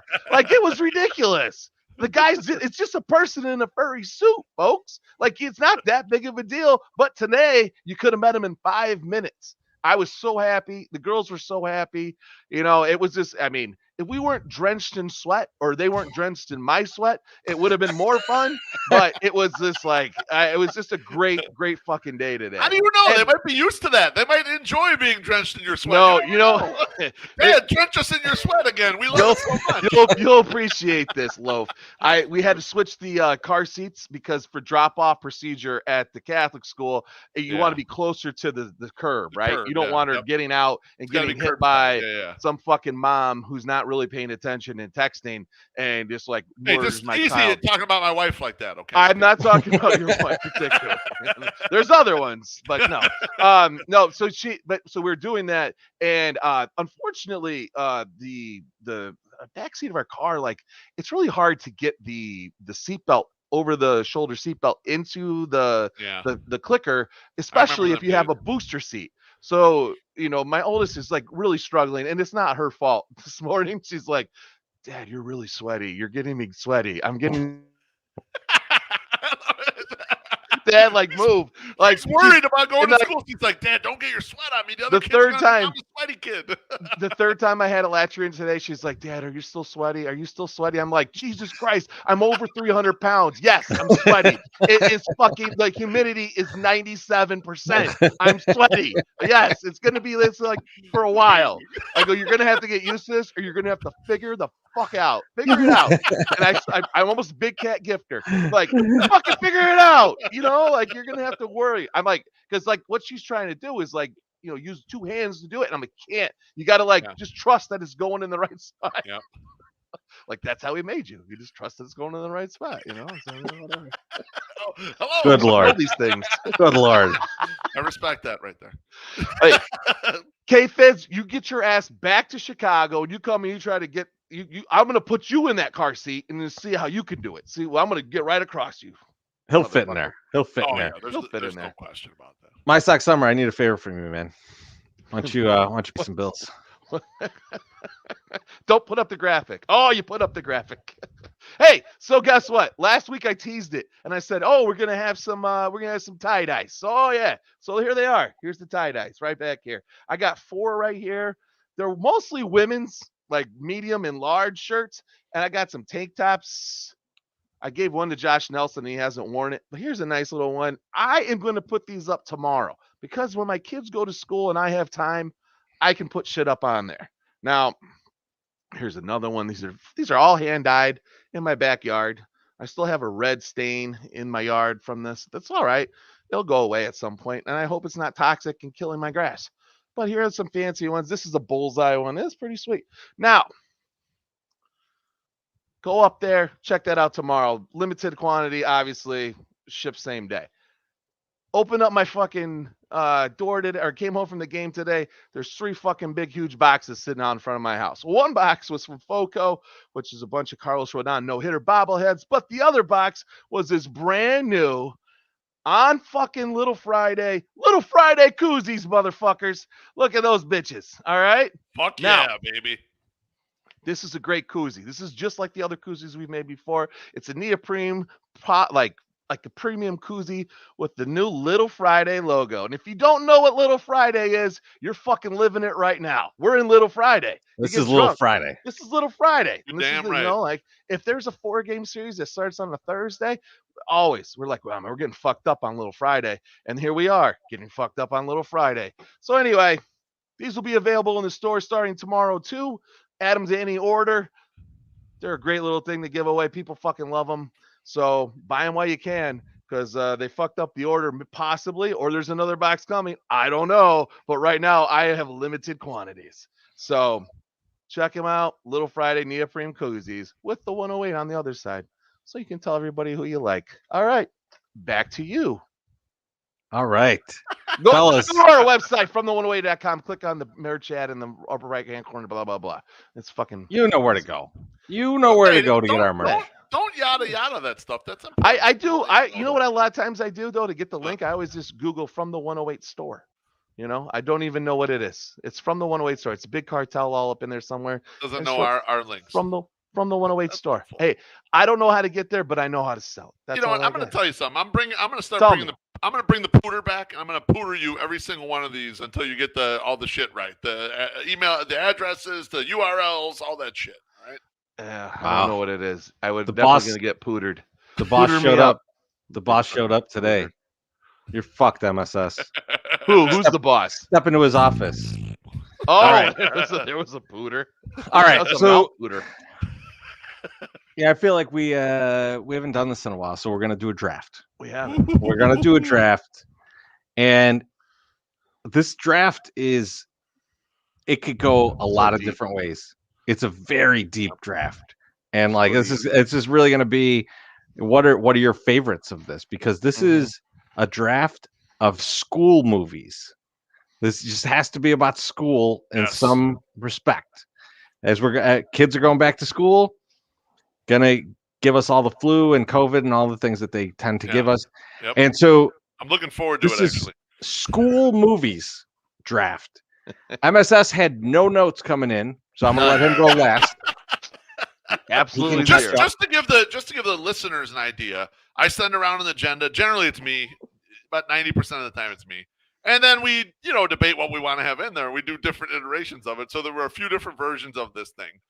But the one thing that never changed in all the iterations was this draft. And MSS, when we're walking through this right before we started, he goes, dude, I didn't even see that. I totally missed it. It is in bold at the bottom. It's like the last thing. It's in bold. It's I don't know. You can't miss it, to be honest. You're going last because of this. Yeah, I will kick it off. Beef, you could be in the middle here. Oh, the Quimby, baby. All right. And the Happy Pierre. That's right. We tried to do that to Matt Ramsey, and he said no. When you guys said school for the draft, or Beef, when you said school, MSS didn't know it was school. I didn't know. I thought of one movie immediately, and I feel like it's a solid 1-1, and that's Back to School. Yes. Rodney is incredible. Like it's just a funny movie, man. And I will see it on TV and I'll crack up, and I mean there's good Robert Downey Jr. in it. Yep. There's Burt Young, the son, who's a terrible actor.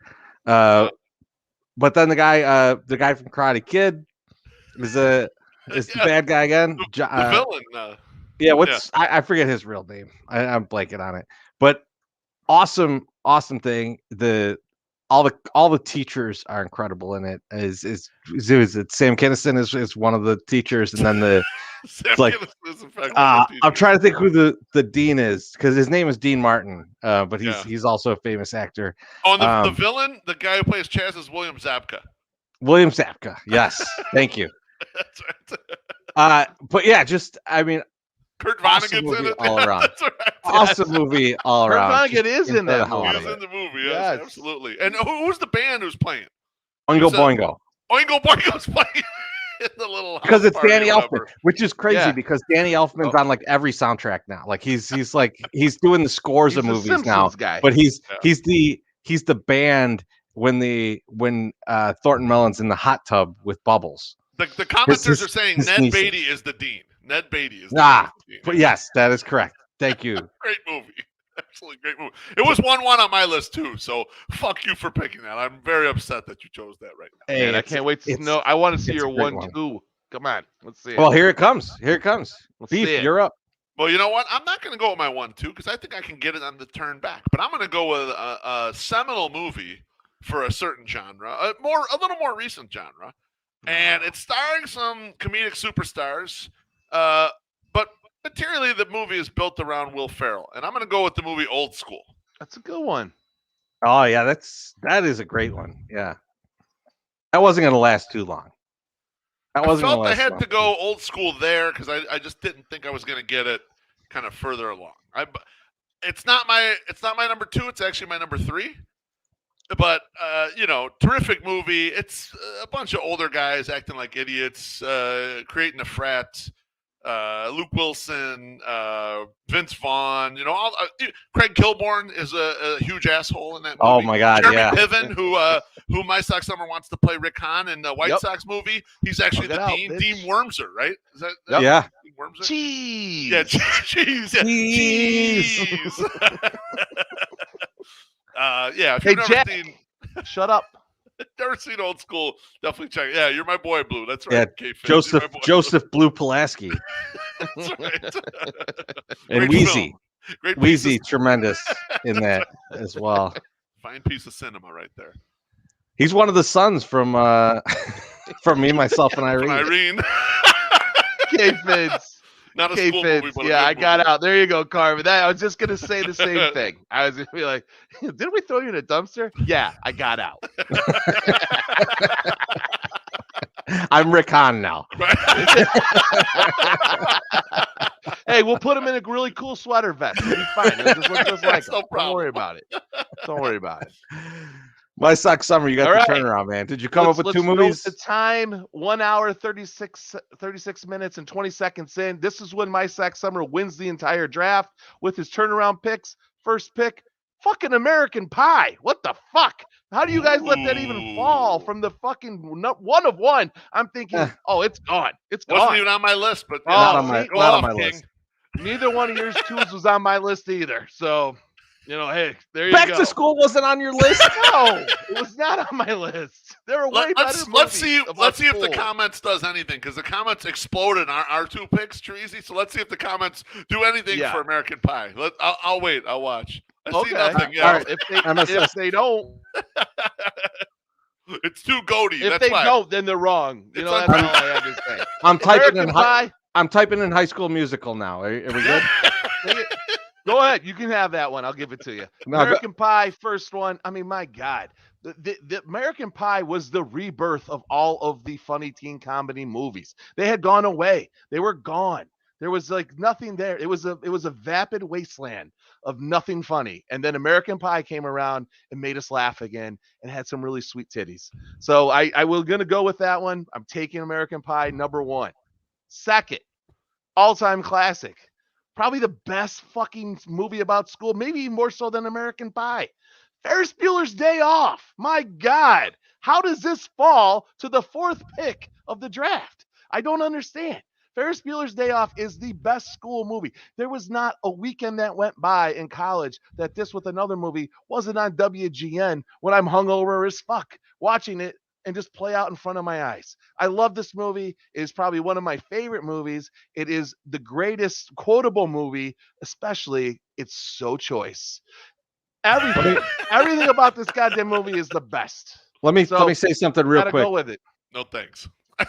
I like it. Don't get me wrong. I like it. I like Ferris Bueller. it. Oh, I like it. And, Oh, and fuck going to the Cubs game for his day off. All right. Oh, come on. No, I like Ferris Bueller's Day Off. Good movie. What's the guy's name in there? The guy who's the principal? He's Jeffrey kind of Jones. Jeffrey He's Jones. not He's a good human. guy. Not a good Not a human. good human. Bad guy. Listen, Definitely should not be the principal of a school. No, Should not be near any kids. I ever. like that he's doesn't like this guy, but loves the fuck out of Bill Cosby and the Cosby Show. So, all right, cool. Oh wow. I'm not. Wow. I'm not a Bill Shots Cosby fired. Show fan. I always Just thought saying. Bill Cosby's comedy sucked ass. I brought him up in the podcast. Like I try to do a lot for you guys. Try to give you a nice little set for something funny, and sometimes it fails. It doesn't work, and that was an example of it. Beef. What do you got with your second pick? I mean, my list is voluminous right now. Of course. It's Those are all really favorites. tough because there's probably about 7 or 8 great movies I'd love to pick right here. But I think I got to go with a real classic, a kind of the type of movie that men of our age were getting our first boners to. It's a great comedy, and Phoebe Cates and Jennifer Jason Leigh provided the sexuality for us young men at the time. Hilarious fucking movie. Fast Times at Ridgemont High is a fucking classic. And I still go back and watch it, and it still cracks me the fuck up. You know, that's where we get that's where My Sock Summer gifted Mr. Hand with his Aloha Mr. Hand. I mean, that's where all that shit comes from. The whole bit with Spicoli. It's just a fucking terrific movie. It stands up today, in my opinion. 100%. I love that. I love that pick. I only took American Pie over Fast Times was because I needed to have a young movie with an old movie. I couldn't do 2 old movies in a row. If I did 2 old movies, I get that. I couldn't do it. Like I had to switch it up. I would say Fast Times is like almost like the alternative grunge teenage sex comedy. You know, like it was like just a little off and a little bit too real in some areas. You know, you're like, that's not so great. You know, like the whole, abortion thing. I was talking about some real good shit back then. I was gonna say, it kind of when you're coming of not age, that abortion's good. They're talking about teen problems. Is what I'm trying to say here before. It was comedy, but then it led you into, hey, there's real life consequences to this shit. Like it in a comedic sense, it taught you, hey, take it easy, motherfuckers. Be careful. Don't go all out with all this shit. And then if you do fuck up, just own up to it, and then you won't get your car fucking like fucked up. I was just gonna say. I love the part when she writes prick on his car. Small prick. I also love. I also love when they go to like dissect a body. And Spicoli is just like, I'm in this class today. I want to see this. That's like a field trip, right? They go it's a field trip. And like, he's like, are you in my class? I am today. That's right.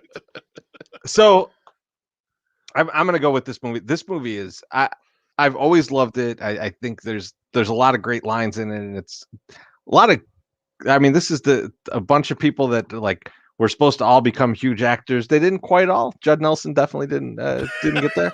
But I'm gonna go with The Breakfast Club. The Breakfast Club is a fantastic movie. I love that movie. I just like, you always kind of knew each of these people in high school, and so you put them together in the room, and like it goes about how you would think it would until later in the movie. But like, I don't know. I always, if this is on, I'm probably going to watch it. I just enjoy the hell out of it. It's a 1-room movie. Yes, it's awesome. It is. Like, how good is your movie when it's one damn room and like you're captivated by it for an hour and a half and it's funny. So like, I really enjoy that one. It's got great dialogue top to bottom, right? There's a lot of great interactions and interplay between all the characters, even in between the the principal and the janitor, even some of that shit, like the interplay between them and kind of like seeing where their lives are at. Kind of. You thought this job was going to be a piece of cake, yeah, yeah. And it turned out to actually be work, like all that shit. It's a movie that I showed my daughter at a little bit younger age, and she really liked and absorbed and enjoyed. And I think some of it is like you're talking about, Treasy, is the different characters in school. Like it sort of spans the different characters, and it shows how there can and should be a little more bonding between social groups, a little more like, hey, everyone be cool with each other, And I always love this line, but this line is so indicative of high school too. Is when I think Emilio Estevez says to Judd Nelson, like, don't don't speak for me. And he's like, I would never speak for you. I don't even speak your language. That is how high school truly is. You're like, That's right. the different groups they're on different planes. They're just like, they don't even exist to each other. It's wild. And so like, which I'm glad we shred that later in life and just, have drinks with everybody and have a good time. But yeah, that movie is tremendous in that regard. I'm going to take a different movie for my next pick and a very different mood to the movie. This is not a comedy. Oh, damn. Oh, boy. I'm going to take Lean on Me. Oh, good choice. And I feel like Lean on Me is there's a line in that movie too that I just love, and it's kind of to me like one of the most Southside things that everyone ever said is when they're trying to tell the kids, we're gonna get you a good principal, and they're like, what is it, Sam's? He's like, we don't want a good principal, we want Mr. Clark. I mean, there have been just under 200 baseball players in my lifetime where I've gone, I don't want a good baseball player, I want this guy. Yeah, give me that guy instead. and that movie is just awesome. Like, it just, I mean, it's, there's not a lot of bad Morgan Freeman movies out there, but I love every bit of it. Like, just the idea of like someone like really coming in and like caring about this kind of situation and doing things in a fashion that you're not supposed to do things, right? And his his interaction with the school board, his interaction with the kids, all of it just is like, it speaks to you in a great way. And so I just love that movie. I've always loved it, and like I will watch it right now, and like there's not a chance that I'll get through that movie without like having at least a little bit of mistiness, Yeah, Joe Clark is extremely punk rock. Yeah, he's willing to do it the way it needs to be done, baby. He's DIY, and he's gonna make sure that shit gets done. You gotta appreciate that. He's got Sam's over the side of a building at one point, exactly. Right? He's got the locks on the doors. By any means necessary. Yeah, that's absolutely right. He beats the shit. He beats the shit out of the guy with the switchblade. They're like, it's I don't know. It's an incredible movie. And like when you said school movies, I was like, oh man, this is top of the list. I have another serious one, but we'll see if I get it. Rodney Dangerfield, Lean on Me. All right. Hey. Right there. All right. Sprayed all fields, baby. Beef, you're up. You know what? I'm going to go with a movie that's a very dark movie. And the reason why I'm going to go with it is twofold. It's got a very special place for me and my daughter, because a lot of times on weekends when it's not a Sox weekend, we'll stay up late and we'll have like a sleepover we have like a huge wraparound couch. We'll sleep on other sides of the couch and we'll stay up late and watch movies. And this movie we've watched a bunch of times. And so it's special to me from that aspect. And also a couple times when I tweeted it out, I got the response, "You're such a good dad showing your daughter this movie." And usually my Sox Summer, that greedy fuck, steals all the good dad vibes and doesn't leave any for me, even though I've been dadding more than double the amount of time he's been dadding. That's true. And that movie is called Heathers. And it's Great extremely movie. fucking dark. And Christian Slater is awesome. It's a fucked up movie in a lot of ways, but to this day, still extremely fucking entertaining. And I enjoy watching it. I love that movie. I loved it when it came out. It was really good when it came out, and it was weird because there's a lot of like artsy cuts into that. Like they'll be like they'll show like what am I trying to say? Like the way it's shot and then the way they look at it. There's like some artsy things that happen, but it also gives you into this like group think mentality that goes on within like the high schools and as you're growing up and stuff.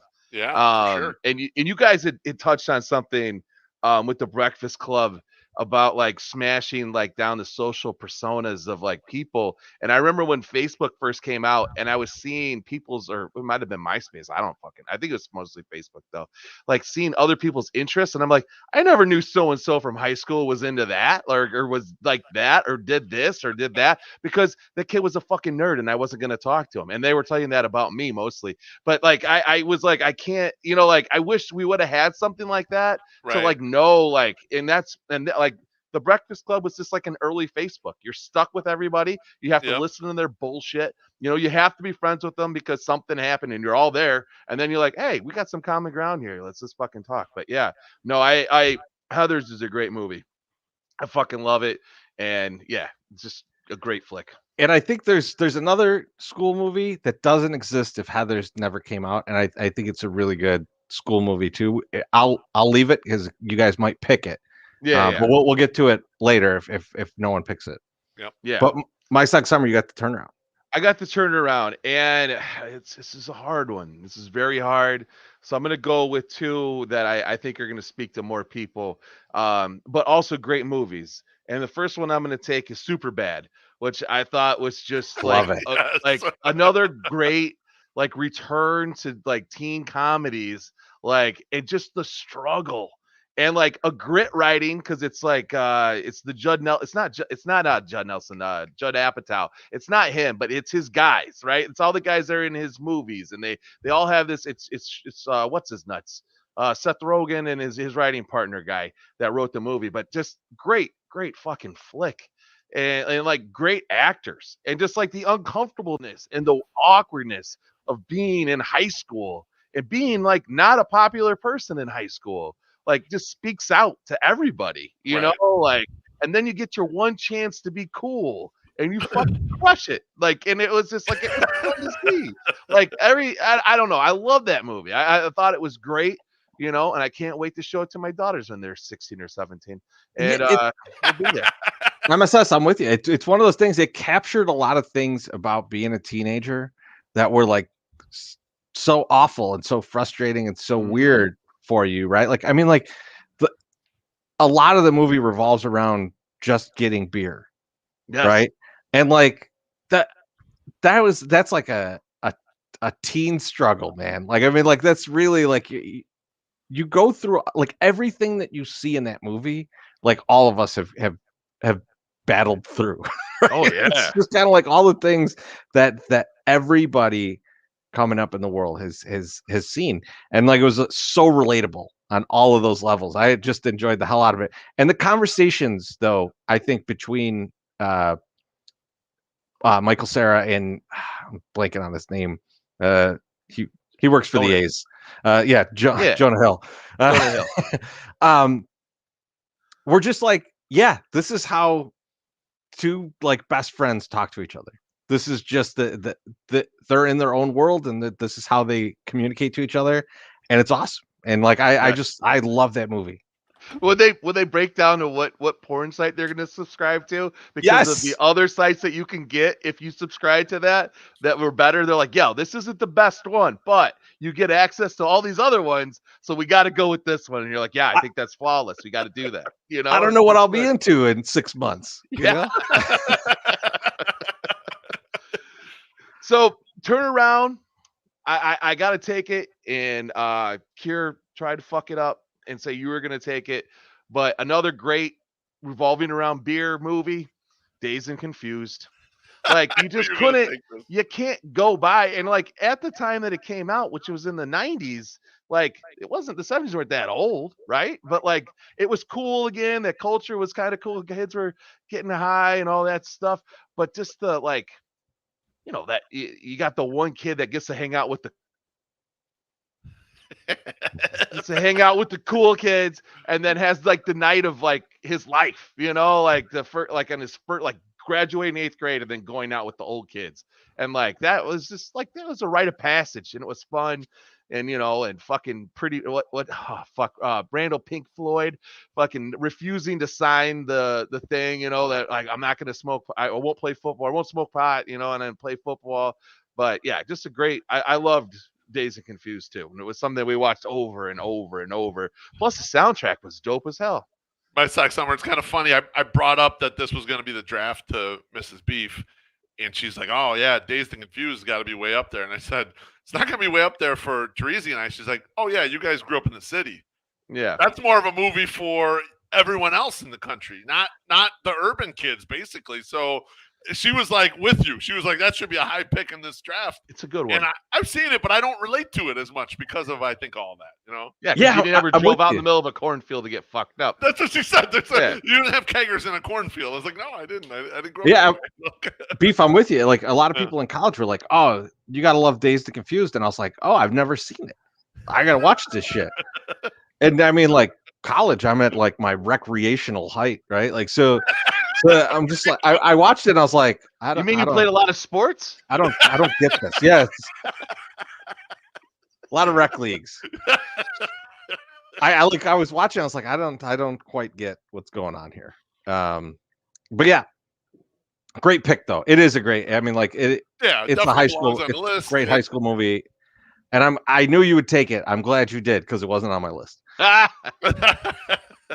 Beef, round out yours. Oh man, this is my final pick. It's a really tough decision here because I'm struggling between two. I think one is real mainstream, one is real not mainstream, and that's kind of making it tough for me. I mean, I guess I'll pick the one that I probably watch more with my wife and daughter, and then when we dump lists, I'll throw the other one out there that just missed that I almost picked here.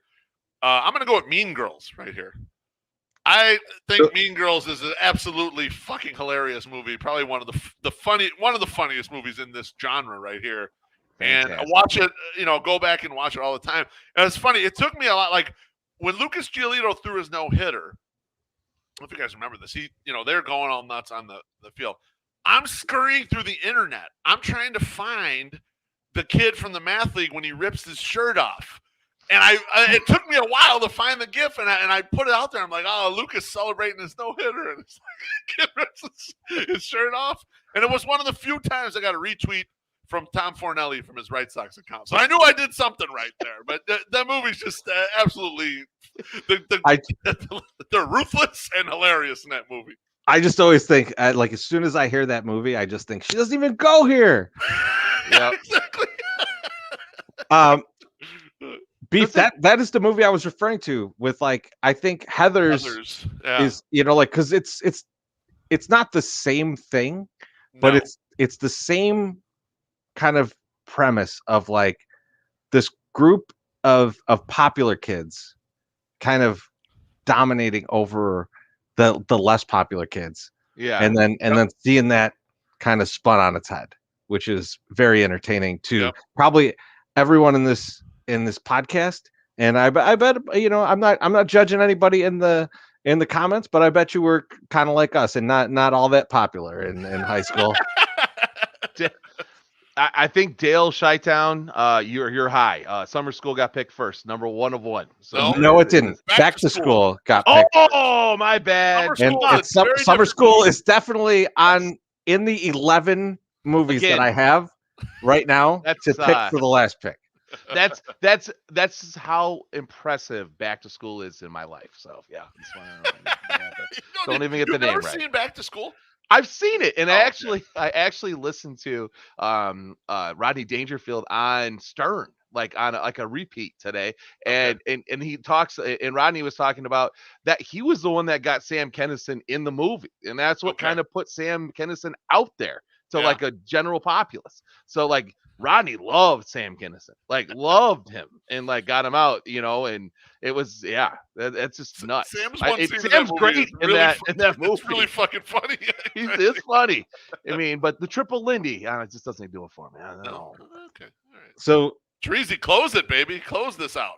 This is tough because there's a lot of great ones left, and we'll dump the list. Yeah. But I'm looking at all that we've got here, and we don't have a horror movie. Nope. Mm-mm.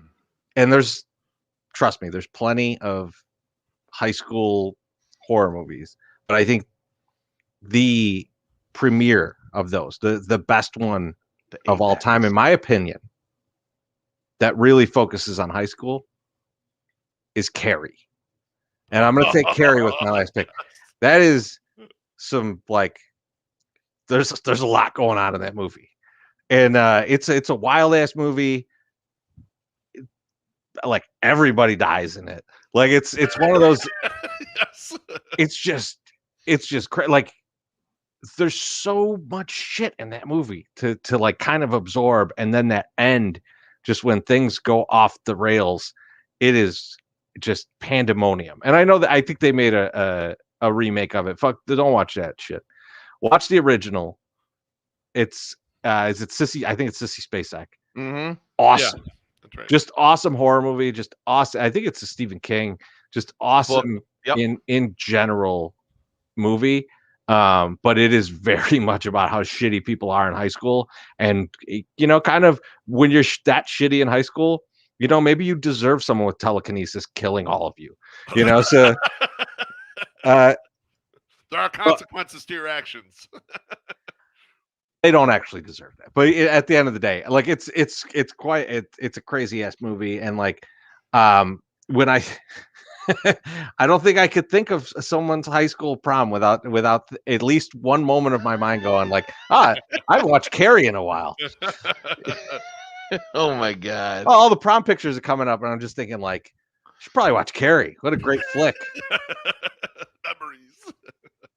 Never seen it. You've never seen Carrie? No, it's never It's been a seen while since I've seen Carrie myself. like- I should go back and watch it. Crazier thing is her mom, because her mom is like super religious and crazy, and like it's just like there's a lot going on in that movie. There is just like a ton of wild shit in that movie. Very entertaining. We got to dump the list. I got so many. Yeah. I got Go so for many it. left. Drop All right, it. I'll go. You first. go first. Yeah, you Yeah. I'll go first. So You're the movie guy. I had Summer School. Yep. I had Stand and Deliver. Yep. That's Good a one. calculus. Yeah. Hey, chemo, calculus. I had Bill and Ted's Excellent Adventure. Oh, damn. I had Spider-Man: Homecoming. Okay. Juice. I had Juice. So Juice was the one I was struggling with. Yeah, between Mean Girls and Juice, because I thought not a lot of people will know Juice, but I love that movie too. I rewatch it again. Great movie. That's the days of Sam Jackson. That's right. I know everything before it happened, man. The guy. Billy Madison. Billy Madison's a good pull. Hoosiers. Yep. A Nightmare on Elm Street. Mm-hmm. Oh yeah, good call. Yeah. And Pump Up the Volume. Yeah. Good. I didn't have that on my list. We couldn't go 2 Christian Slater movies though. We just there was I could have gone Gleaming the Cube too, but we just could not go all Christian Slater. Maybe we'll just do a Christian Slater movie draft. That's right, someday. Pump Up the Volume was such a great movie though too. It was like such a badass. Like, oh, this guy's badass. Yeah, he's like the radio, like the underground radio. DJ, Oh, right? Yeah. Holy shit! K Fitz, just tremendous. Gladiator, yes. I forgot about it, and I love that Gladiator. That's right. I like that Gladiator better than the other Gladiator, and he's from Bridgeport in that. Let's not forget that he's from Bridgeport in that. Absolutely. Huh. What do you got, Lo? Mind if I go next, Trees? Go right ahead. Go for it. I've got a movie that everyone's going to say we missed when we put this up as a poll, Animal House. Yeah. Oh, that's a PCU. I thought too. I didn't end up with it on my list, but yeah. I didn't put PCU either, but that fits. School of Rock. I've got. Yeah. Clueless. Oh yeah. Halloween. Oh yes. That's another horror movie that's kind of built around the whole high school experience right there. Varsity Blues. Yes. The Program, because it doesn't have to be high school, community schools, college, like that was and then The Waterboy. I should have drafted The Waterboy because I love The Waterboy. I watch it all the time. Lope, I thought you were gonna take this during the draft election. I thought it was like kind of right up your alley there. Oh, I don't think I don't know that one. You've never seen that? I don't think so. No. Like Reese Witherspoon, and then Matthew Broderick. Mr. Broderick's like the teacher, and like he doesn't like this. No, I've never seen that. Doesn't like the student, and so he like fucks up some stuff so she doesn't win class president, and then she gets mad and then ruins his life. Like it all goes awry. Yeah, it's a good movie. It's very dark. When you said dark, this is where I was going. Say Anything to me is like probably one of the better like high school movies. I love that movie. Probably one of my favorite movies. I didn't pick it because I don't think it plays well to most kids anymore. Like people probably don't even know what it is. Plus, like if John Cusack is he's kind of intolerable sometimes on the internet. Risky Business, which I think is a great movie, mostly because it's early Tom Cruise, baby. Yeah, and I think someone mentioned the Joey Pants thing in a question the other day. About, I didn't put it in the thing. I was like, we know the pimp. Yeah. We know the pimp. Yeah. So Risky Business, when they have the he says that you're going into your next life, right? And you're just like, oh, you got to go and do this. You have to be like this. You want to be like your parents. You got to do this. And it's just like, fuck it, I'll go to University of Illinois. And it's just like it's just perfect, and I love that movie. I also had Clueless, and then oddly, and this is it's about school, not 100% about school, but House Party. Because it's like you're all there, and like it's just a good movie. You had to be there. Like I don't know if it plays well anymore and people get into it, but like I fucking loved House Party back in the day. It was just so funny, and you got the people trying to beat you up and go to other places and have fun. Yeah, it was good. So, yeah, I mean, I think there's a couple Brendan Fraser movies probably too, right? Like, so there was Encino Man. There's Encino Man. There's With Honors. There's School Ties. So I think he really peaked in high school. The whole genre right there. Yeah. Somebody was saying like is this only about high school? And I'm like, man, I don't. No. It's not. But school. I was just trying to think of high school or like a college movie, that really spoke. And Lowe said a few of them, but like it seemed to like things got more serious when they became like college, stories. Like they weren't as like fun and like carefree and like going crazy. Like I don't know. Yeah, no, I agree with you there. They always had some sort of a little more serious message than kind of the tomfoolery that the high school movies had. I can't wait for people to just give us shit about all the things we missed. The comments have exploded with all kinds of stuff we missed, and it's really good. Like everyone who's in there, great job. There's tons of movies being brought up that someone brought up Porky's. It made me laugh. But there's a ton of movies in there that people are bringing up that we didn't think of. I mean, Beef, one that I thought about where I was like, did they actually go to school in this at all? Because it would have been great is Monster Squad. Remember Monster Squad? But I don't think there's a school scene. Like, so it's kind of blew me there. I was like, I can't do that. All right. So, hey, if we're playing at home, just so we know, Dodgeball is whooping major ass in the show poll. 57%, 32% with kickball, flag football, around 12%. So yeah, no one likes flag football. Sorry. Well, he picked third. I mean, that's true. I mean, he got fucked. He should have said that weird game with the cage ball and the scooters. He would have done that. It would have done at least 18%. Yes. And I will end the show here and just say, like, everybody who's been commenting and all of us talking about all these things, we somehow all missed out on Revenge of the Nerds, but that is fine. Oh, I will. We will talk to you guys soon. Big miss. We'll hit you up on Twitter. Don't argue on Twitter about stats, or Beef Loaf will come for you.